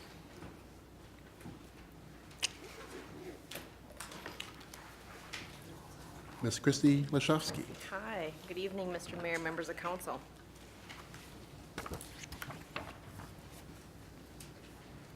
So tonight, I have just a really brief update. It was even going to be briefer since I knew Bob had to leave, but now that he's already gone, we got some time here. Just a brief update on what's happening on the River Corridor, what's going on, what's upcoming. The River Corridor is in the strategic plan in a few different places, not only from the infrastructure standpoint of building it out, but also the partnerships that we are developing with folks along the River Corridor. The River Corridor plan really started developing in 2012. We started working with MetroCog to develop the issues and needs along the corridor, which then led into the 2014 River Corridor study. The study really lays out the goals, strategies, policies, and projects along the about 800 acres along the river corridor. And one of the things that we took a look at, it was a very large study. It actually went from Wall Street up north all the way to 60th Avenue on the south. And a lot of the studies that we've done in the past, they really look at what's it going to be, what's the use. This study also included long-term management and maintenance costs as well. So whenever we're going into a project, we know long-term what that might look like. The projects that were identified were categorized into near-term, long-term, and visionary. And so as we start looking at some of these projects, we recognize that some can happen fairly quickly, and others, like, for example, a new biker pedestrian bridge across the river, are really visionary in nature. So one of the first projects that we took a look at was up in M.B. Johnson Park. We had done a number of improvements up there, but we were still working on what we called Phase 3 improvements. And so in order to qualify for grant funding, we had to do a master plan for that, which we did. We then applied for a Greater Minnesota Regional Parks and Trails Commission park grant, which we received just shy of $1.3 million. So all of the projects that you see listed on this slide are now complete, with the exception of the fish cleaning station, which will be installed this summer. You may recognize the very cute dog on there. That's my dog, Dexter. The next thing that we really started to focus on was the River Corridor Trail itself, which we kind of saw as the backbone of the corridor projects. We knew that this 18-mile corridor could not be funded in 1 year. And so we really broke it down to try to come up with more manageable segments that could be funded. In total, again, it's about 18 miles. And then when it's complete, it's also going to have some loops with the Fargo system as well. Not all of the trails are going to be on the river corridor. Of course, we try to get as much of it as we can along there, but just because of some private property along the river corridor and other things, not all of the trail is on the river corridor. Starting up north, just really quickly going through the corridor, looking at Wall Street down to 15th Avenue. This is a county roadway, and when they did their street project in 2014, they did stripe a on-road bike trail, which is great. But MetroCog right now is studying the feasibility of whether or not an off-road trail is possible in all or a portion of this segment. So hopefully we'll see the results of that soon. The 15th Avenue segment, this is a shorter segment. This will be constructed in 2019 with the 15th Avenue Street Project. And this will eventually not only connect the Homestead Trail to the Oakport Trail, but also just the larger, expansive 15th Avenue Trail, which can get you then out to Highway 75 and 34th Street. The Homestead Trail, again, going to be constructed in 2019 with grant funds from the state of Minnesota. This will connect the downtown trail to Homestead Park and the Bergquist Cabin. Again, it's going to be constructed, getting started soon here this summer. With this trail, as well as the downtown reconstruction trail, you'll also see some new furniture, some new signage starting to come up, as these are some of the first segments of the River Corridor Trail that we see. The downtown trail will be reconstructed and rehabbed this summer as well. This trail segment is our most heavily used trail in the city of Moorhead, and this was a real focus of some of the citizen input that we got during the River Corridor planning. They really wanted us to make sure that we focused on this segment of trail and made sure it was in good shape because it was so heavily used. And one of the goals that was set within the plan was to try to get as much of the trail, not only in downtown but everywhere, at a river level of 24 feet or above, to try to prevent that silt, debris, maintenance issues that come with constant flooding. The Midtown Trail, which would connect the downtown trail with the Blue Goose Trail, this is currently unfunded. It would be about half off-road and about half on-road, given the current private property ownership along this segment. Hopefully, at your next council meeting, we will be submitting a resolution to you to allow us to apply for grant funding for this segment of trail. The Blue Goose Trail was funded with federal funding, which comes available next year. So this trail segment is currently in design at the engineering department. This will connect Gooseberry Park to Bluestem. A portion of this, essentially from 40th Avenue to the south, is an existing trail. So this is really the trail segment connecting Gooseberry Park to 40th Avenue, but will ultimately make that full connection. And then Harvest Trail, which would be the last segment down in South Moorhead. This would reach from Bluestem, would go primarily on the existing levee, get down to 60th Avenue, which would then allow another crossing into Fargo. This is also currently unfunded, but we would look at additional funding applications in the future for this segment. And so this is sort of some of the infrastructure things that we're working on. So the other part of the strategic plan is the partnerships that we're working on along the river corridor. A couple of those partnerships are with Audubon Dakota, the Urban Woods and Prairies Initiative. We currently have 9 sites designated. What they do is grass and woodland restoration. So we have 9 sites in the city, and then they also have additional sites with the Watershed District up in Oakport. It's a great partnership. Riverkeepers, the city and Riverkeepers have been in partnership for many, many years. They do everything from litter pickup along the corridor, educational opportunities, paddling excursions. And then I also just want to do a shout out on June 7th. They're looking for volunteers to plant new trees down in Moorhead's River Oaks Park.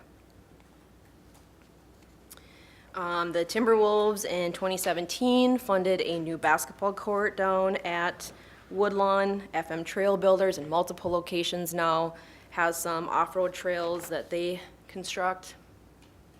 FM Rotary installed new bike repair stations in multiple locations, and then Heritage Garden was really many partners coming together to see that to fruition. So what's next? Still looking to submit some grant applications to try to finish out that river corridor trail. Hopefully, May 28th, you'll see a grant application request for the Midtown Trail, and then looking into most likely November for the federal funding for that Harvest Trail submission. Working with MetroCog on that analysis of the North Moorhead Oakport Neighborhood Trail to see if a portion or all of that could go to an off-road trail system and what that might look like, the feasibility of it. And then, of course, continuing to work with our partners and develop new partners as well. And that's all I have. First and foremost, thank you for all your work. I know you've put in a lot of time and effort, and I think it's important for our residents to know that you've done a lot to promote this. And ironically, I've had a lot of questions from residents in the last couple of weeks about what's going to happen with all that land over there. And so I think this is great that you're really, I mean, this has been your baby, and really appreciate all your work. Anyone have any questions or comments for Ms. Lashofsky? Councilmember White. Thank you, Mayor.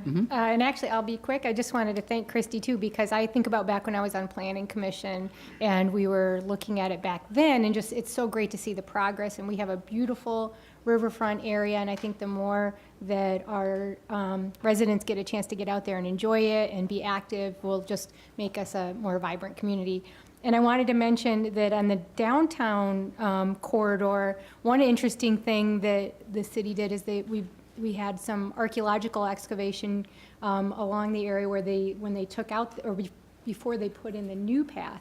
And actually the researcher who is doing the work there has found a lot of interesting things that also tie in with the history of Moorhead. So and I don't know what will happen with that in the future, but showing, that area behind the Yumcombs where we had a lot of the taverns and breweries back when we were wet and Fargo was dry. And so just a lot of neat finds that, again, tell us about where we've been too, as well as where we're going.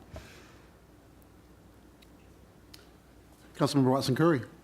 Thank you. I hope all these trails are Hector approved, right? That's your dog's name? Dexter, yep. Dexter approved.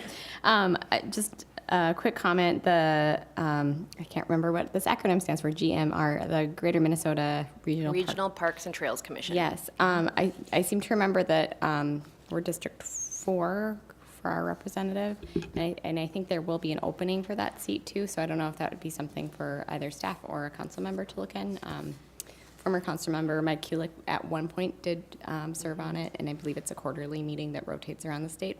But that's always, there's a lot of elected officials that are on that board, but that would be a great one to make sure that we have a strong advocate for our community and parks in general in Minnesota. So that was my only comment. Thank you.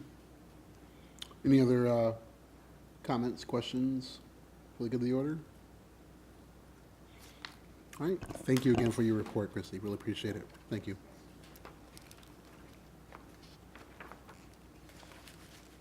All right. So I believe with 5A, we jump down to, I believe, number 24. Authorizing the preliminary 2020 state bonding proposals to Minnesota Management and Budget.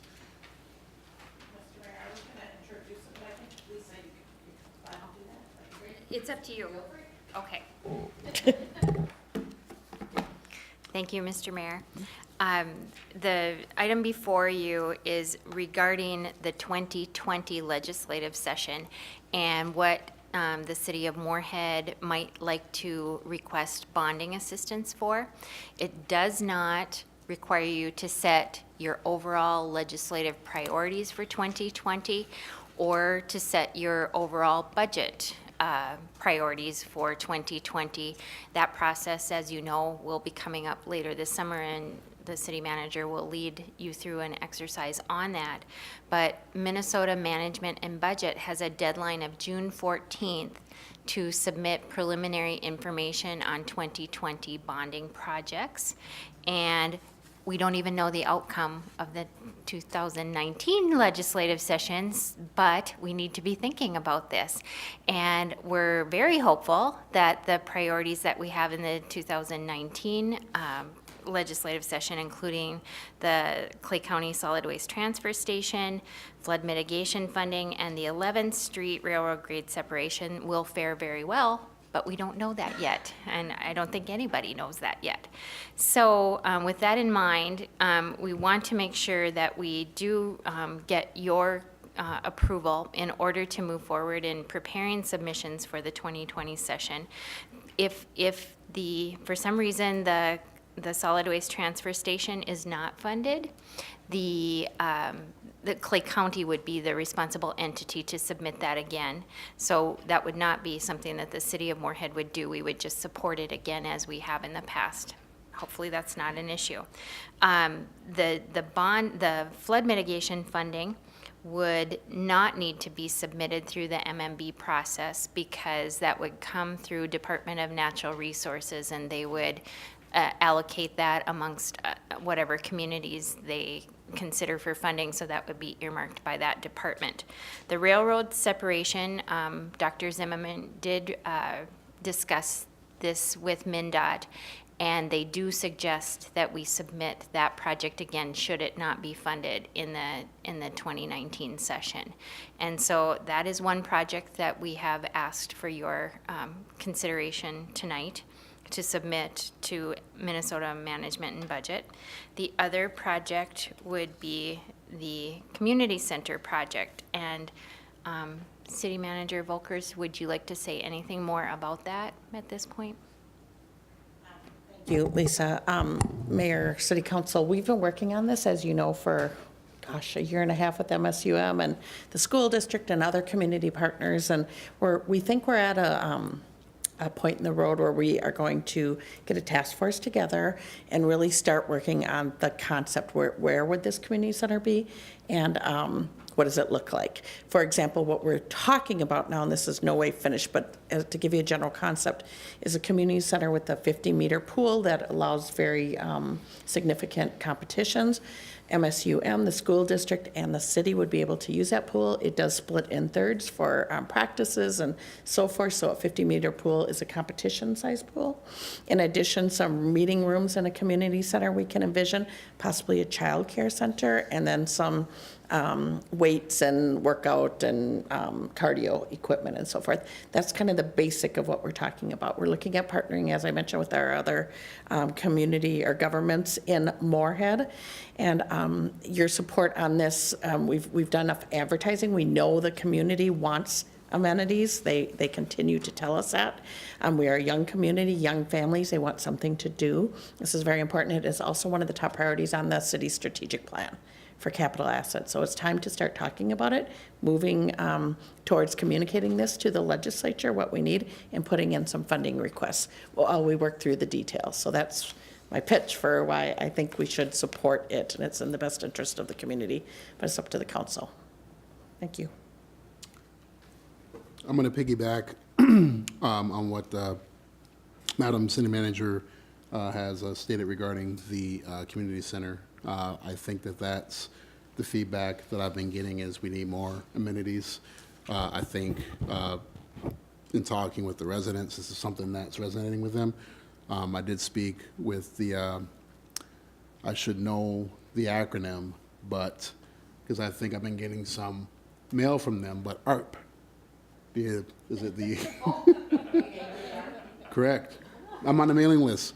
So I did speak to individuals from that group who would like to see a center where there's gatherings for individuals in that age group, which I guess I'm becoming a member. And so I think this is something that's going to resonate with a lot of individuals in our community.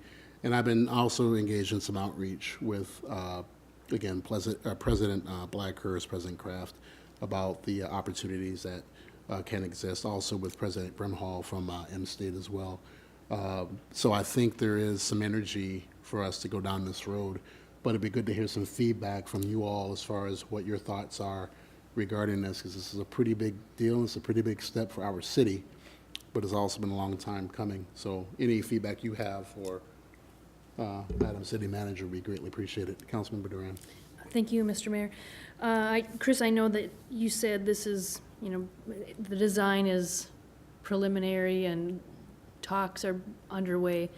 I have to put a plug in for our community program called Hope Inc. You know, they rely on volunteers and donations. They don't have any space of their own. The director, they house their equipment in their garage, a lot of it in their garage. I think we need to look out for them and to them to see how we could partner with them. I mean, they serve a very vulnerable but very special part of our population who oftentimes get forgotten, get left out. So if you could reach out to that organization, thank you. And I want to add to, I'm forgetting one major person as well, besides the ones I just named. Superintendent Brendan Lunak also has reached out, and I want to make sure that people understand too that this is a community. I mean, we're all coming together to make sure that this is a success. So I know for sure that he will also have a stake in, you know, our vision for this project as well. Just want to make sure I give some kudos to him as well. Anyone else have any other comments you want to make? Any? Councilmember Hendrickson. Thank you, Mr. Mayor. Not about the community center. I think that's a good idea too with the pool, but I'm going to stump for that solid waste transfer station. I mean, we've been on that, and you know, you've heard me do it every time this comes up, but we need one. It's 45 years old, and it could get AARP mailing, this station. So. But we need it. We've been band-aiding it for the last 5 years, and we need a new transfer station that's shovel-ready, so I'm glad it's the top priority for Clay County and the city of Moorhead. So, thanks. And please, I didn't want my comments to take away. I just assumed that we were all on board with that. So We just need I a get it, bonding pal. bill. right, there we go. I get those mailings, JJ. Councilmember Gertz. Just for the record, if it's only 45 years old, no AARP. Councilmember Watson Curry. Thank you, Mr. Mayor. So your call for feedback and input.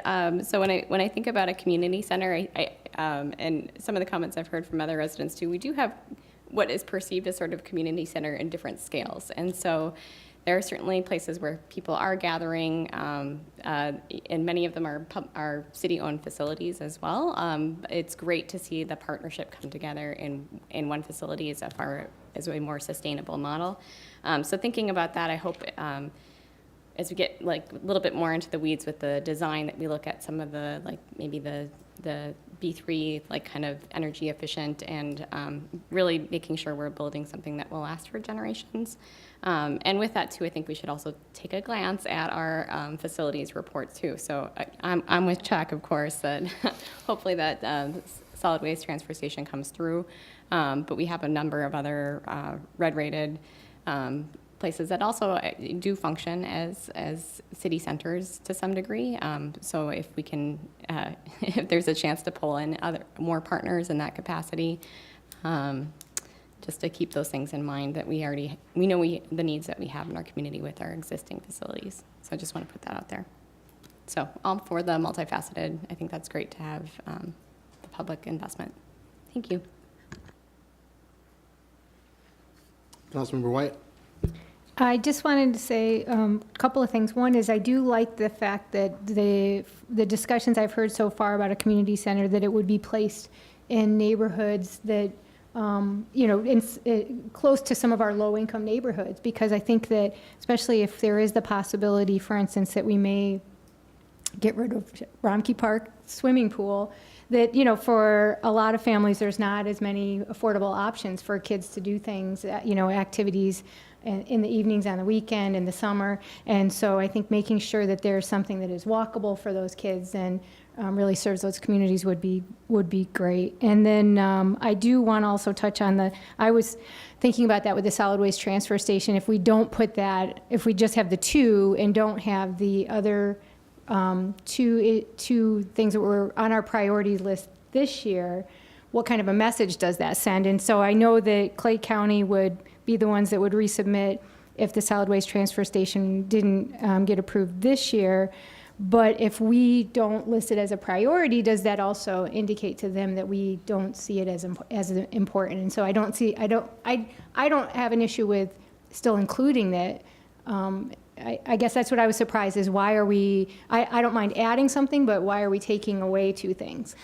Councilmember White, Yeah. we're not taking away anything. These are not priorities. These are authorization from you to submit projects to Minnesota Management and Budget. We are not the lead on the Clay County Transfer Okay. Station. So we couldn't put it in here, okay. Well, as long as it's- it's Yeah. already in Right. there, and Clay Right. County could just resubmit it, Great, but they would okay. be the lead agency. So it's just a matter of who is responsible to do so. Okay, thanks for the clarification. Then. Any other questions or comments? So we're looking for a motion to authorize. I'll move approval. Motion made by Councilmember Duran, seconded by Councilmember Hendrickson. All in favor of the motion, please signify by saying aye. Aye. All opposed, same sign. Thank you. Motion carries. Thank you for your work, Ms. Bodie. Which leaves us with number 25, Mayor and Council reports. Council? Councilmember Gertz. Just a couple of committee that I attended this recently since the last meeting, Joint Powers Board. Again, just want to point out that Brandon Lunick had mentioned the fact that the west access to the high school needs to be functional before school with the road construction work. And we also had some discussion about combining the Facility Committee with the Joint Powers Committee to be a little bit more efficient. Facility Committee meets twice a year.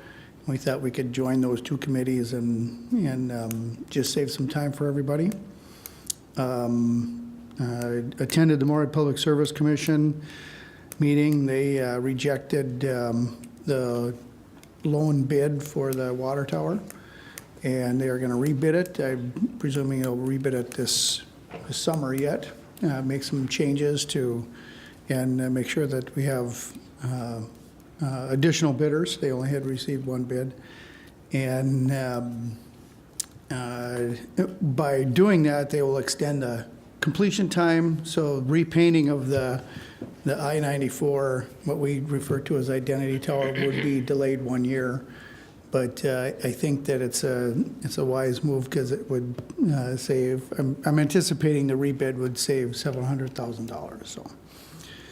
And then met for the first time with the Moorhead Foundation and had a lot of really good ideas, really good meeting, positive things on kind of putting together a presentation booklet for potential donors that would have opportunities to contribute to items that could be put to good use in our community. So looking forward to meeting again soon on that, but a really, really good initial meeting. Thank you for your report. Want to have anything to add? Councilmember White? Sure. I wanted to mention some things for EDA and for the Clay County Collaborative. First of all, I wanted to thank EDA and they partnered with Moorhead Business Association for putting on a really fantastic small business tour. For those of you who didn't get a chance to attend it, yeah, it was. Thank you to EDA and Moorhead Business Association for partnering to put on another really successful small business tour. It was wonderful to see the new businesses that we have here in Moorhead. And one of the things that really struck me too was the fact that some of them are also multi-generational owners. So it really shows that the long-term commitment that these folks have made to our community. And just a reminder that Ushers is now opening. And so we all got a preview of that, and it's a great facility and a really good addition to our downtown. I'm also on Clay County Collaborative, and I wanted to remind the council and members of the community that we'll be hosting with Dilworth the Longest Table event, and this is a community building event. It'll be June 12th from 6 to 8 at the Dilworth Community Center. And actually, I'm going to ask my council members, they're looking for members of the council to serve as greeters on the MAP bus as people come in, and also to be table moderators. So we're looking for about 35 people to be table moderators that will lead these discussions with people in the community about what's great about our community, what would they like to see differently. And I think it'd be a wonderful opportunity for the members of the council to engage in that. And of course, they'd like to have the mayor there to make some public remarks too. So I'll follow up with you later. Thanks. I'm not sure if I know how to do the public remark thing. You can do it in your sleep now. Right. Councilmember Watson Curry. Thank you, Mr. Mayor. So I had a couple meetings that I attended since our last meeting. Solid Waste Advisory Committee met on the April 24th, and there are some changes happening out at our landfill. So there was a retirement, and so they're kind of shifting some of the staff duties out there. There's also a construction project underway. There's a new cell construction, and it looks like they're going to be capturing the methane and hopefully heating one of the buildings. So there's updated presentation coming later this month for that. I also attended the Cask Clay Food Partners meeting just last week, May 8th. And I know they are working to make their way through the jurisdictions to present the Metro Food Plan. I didn't get any more details as the person who was supposed to present had a family emergency. But Chris, I know that they're in contact with you, so look forward to receiving more information there.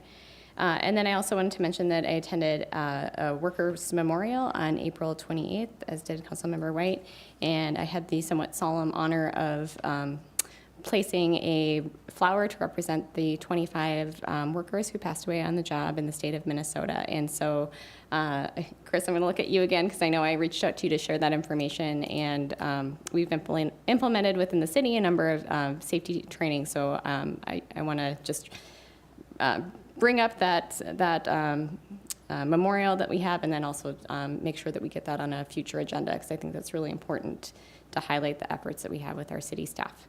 And that's my report. Thank you. Thank you. Any other reports? I'll just make a brief report. I attended the Minnesota Mayor Association annual conference in Stillwater. The topic was 21st century workforce. Really discussed what things were already taking place here throughout the state, which we are doing here. It seems like we're ahead of the curve based on what I'm hearing as a community as far as engaging ideas and thoughts regarding our workforce development. I got to give kudos. I was happy to be bragging about in-state, the things that they're doing, what our superintendent and our school board is doing. So honestly, I think based on what I'm hearing, we're investing a lot of resources and time, and it's paying off, and it will pay off in the future for our city and our region. One of the other things I will say that is highlighted, and I got to get Madam City Manager this information, I apologize, but I got some feedback regarding our child care. We're obviously in a child care shortage in greater Minnesota. I think we're doing decent in Moorhead other than our infant population. So we're looking at some ideas and some resources. There's money that, in form of grants out of St. Paul, that can help sustain and make and create opportunities for childcare in our city. So I do need to get her that information. But it was a really good conference to meet with other mayors in greater Minnesota and dialogue about what's working and what could be better in our challenges. Also had the opportunity to attend the Moorhead Legacy social that took place, I think it was now a couple weeks ago. It's been a little bit. But again, our school board and Superintendent Brandon Lunick doing a great job in promoting the future of what our new high school and our workforce center is going to look like. So again, I think we're ahead of the curve. I mean, I think, again, we have some great visionary leadership in our community that I think our residents should be very proud of. And November is going to be a big month. So we'll look forward to hearing what else comes out of that. Also spoke at the Moorhead Rotary regarding and bragging about the things that we're doing in our community. So it's good to know that, again, our council is doing a lot of hard work. They're doing the research, asking good questions, building relationships. And I think, you know, we're had a pretty busy spring, but it's paying off. So that's all I have. I'll pass it over to Madam City Manager, unless anyone else has any reports. Thank you, Mayor, City Council. I have two things.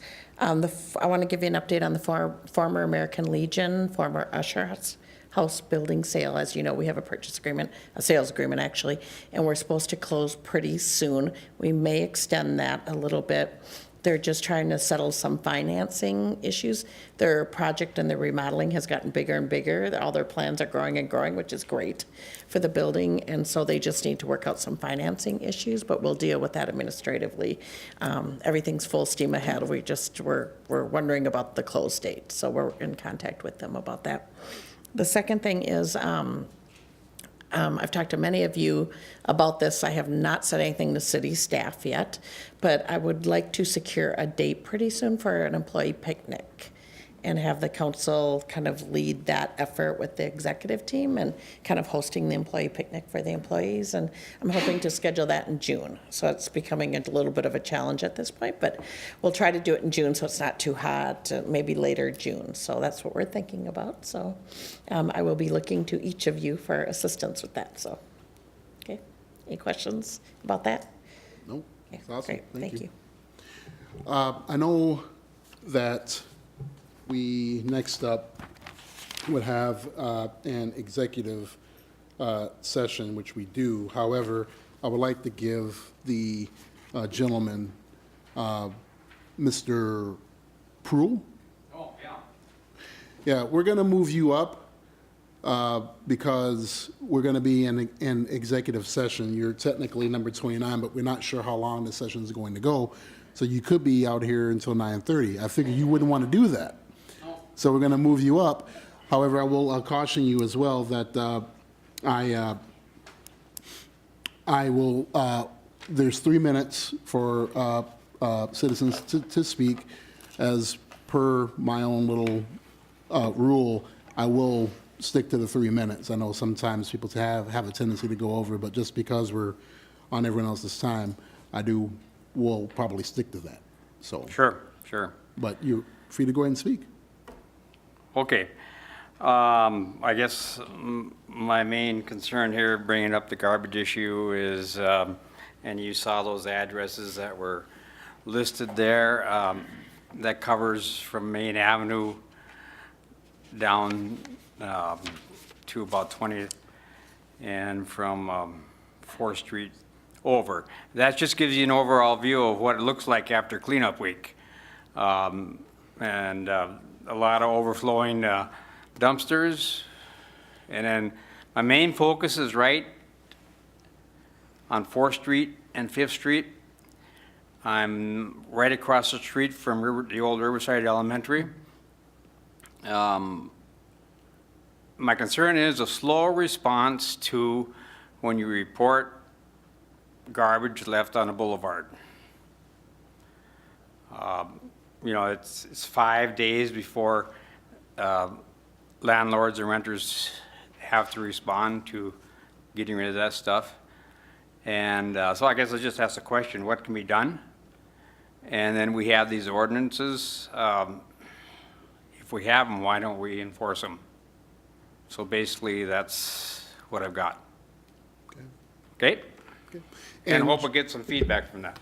And just for the record, I want to make sure, is this protocol, Madam City Manager, Mr. City Attorney, that we name an address? Okay, so. 1304 4th Street South. And then your full name is? Vince Prue, P-R-O-U-L-X. Great, thank you. We just need that for the record, for clarification. Okay. Thank you. I will have to defer, so Madam Councilmember Duran. Put your hand up. Yes, thank you, Mr. Mayor. We do have an ordinance, we do have policies. Is there any way that we can review or have staff take a look at that policy and see if we can fast track that? Because I would agree with Mr. Prue that I don't think it's just spring cleanup week. I think it's college kids are leaving, and they're leaving everything behind. And I know there's a way that we can pick up that garbage and then assess the property for the cost of picking up that garbage. Maybe we can, and maybe from the legal standpoint too, we would have to take a look, what can we do to fast track that process? Because it does get ridiculous. Duran, we anticipated that question, so Christy, can you address it? Thank you. Thank you. And I don't mean to steal any of Steve's thunder here, but just a really quick update on cleanup week generally is the Friday metal route was actually running behind. So right now, they're out doing the Friday metal route. Oakport neighborhood, the full Oakport area will be done tomorrow. We take kind of a two-step approach. We work very closely with Public Works during this time. It's basically education and enforcement.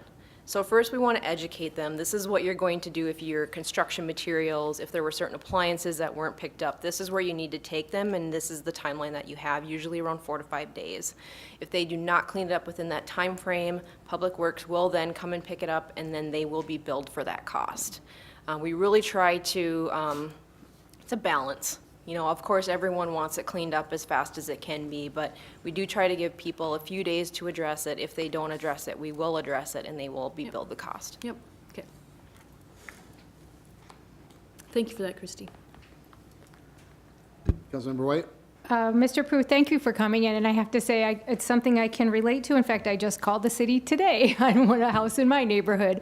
And I think that we live pretty close to each other, and I think that one of the issues that really it has to do with how well our cleanup week is in sync with when the schools end for the year, because if we are a little early, which I think we were in this case, then you have renters that are moving out the week afterwards, and I can say that that's exactly what we saw happen in my neighborhood. In fact, it was just after everything had been picked up that the guys hauled a ton of garbage out to the curb, and then and left it all over the place.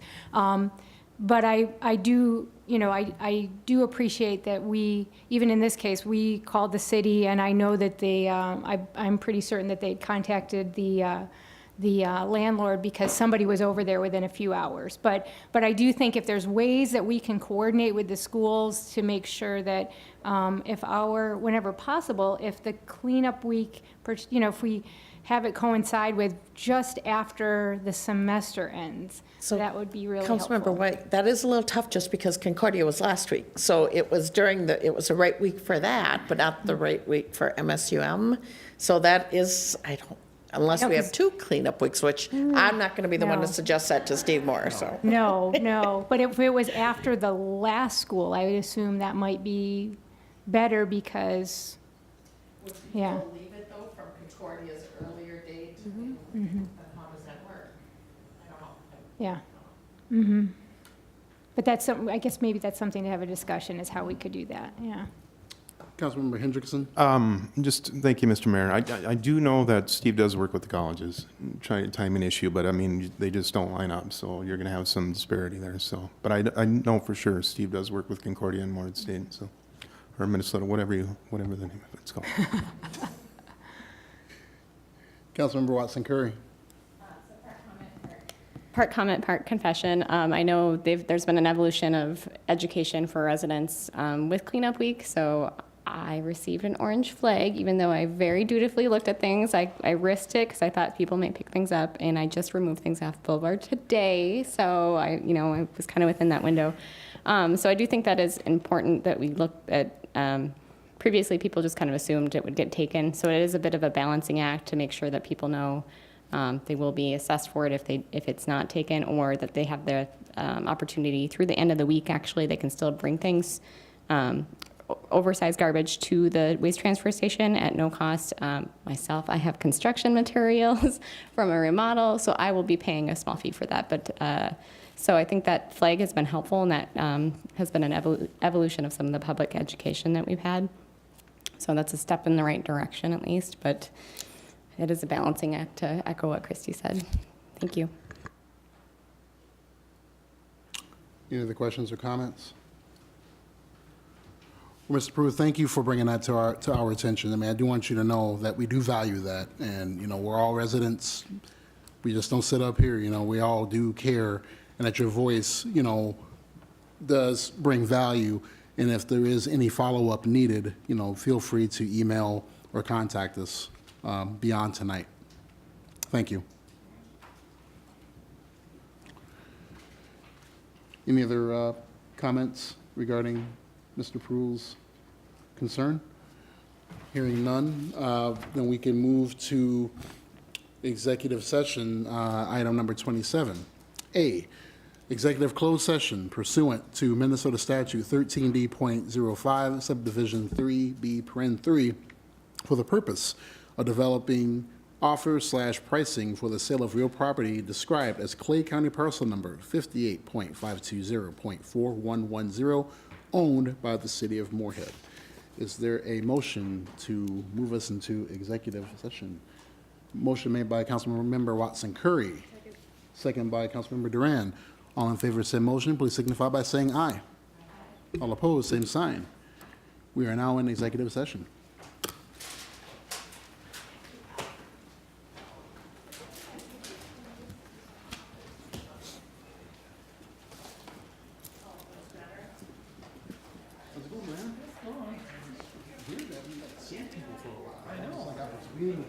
No one really existed anymore.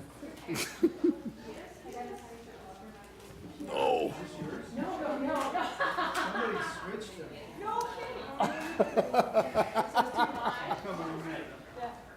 One day,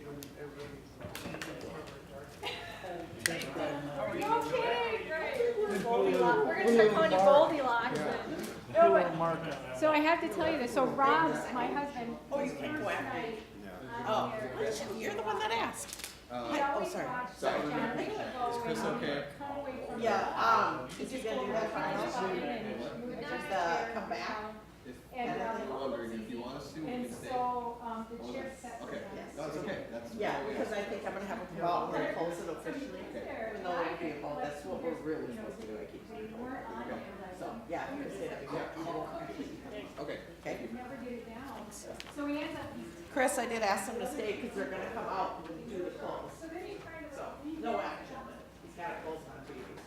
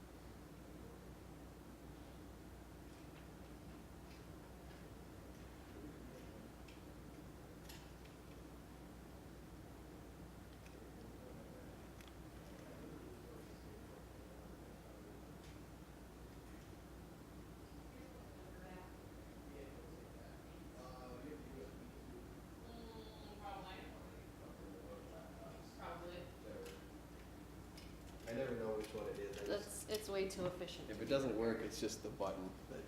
No, I see it's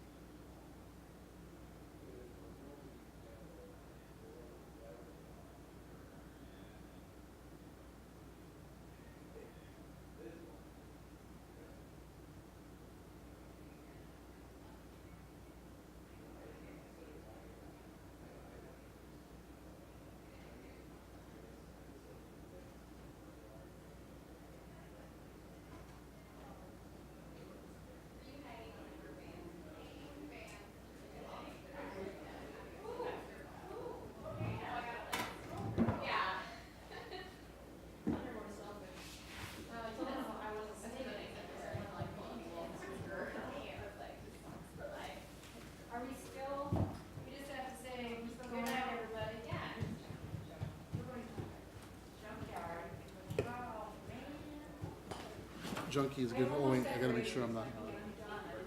You guys going anywhere?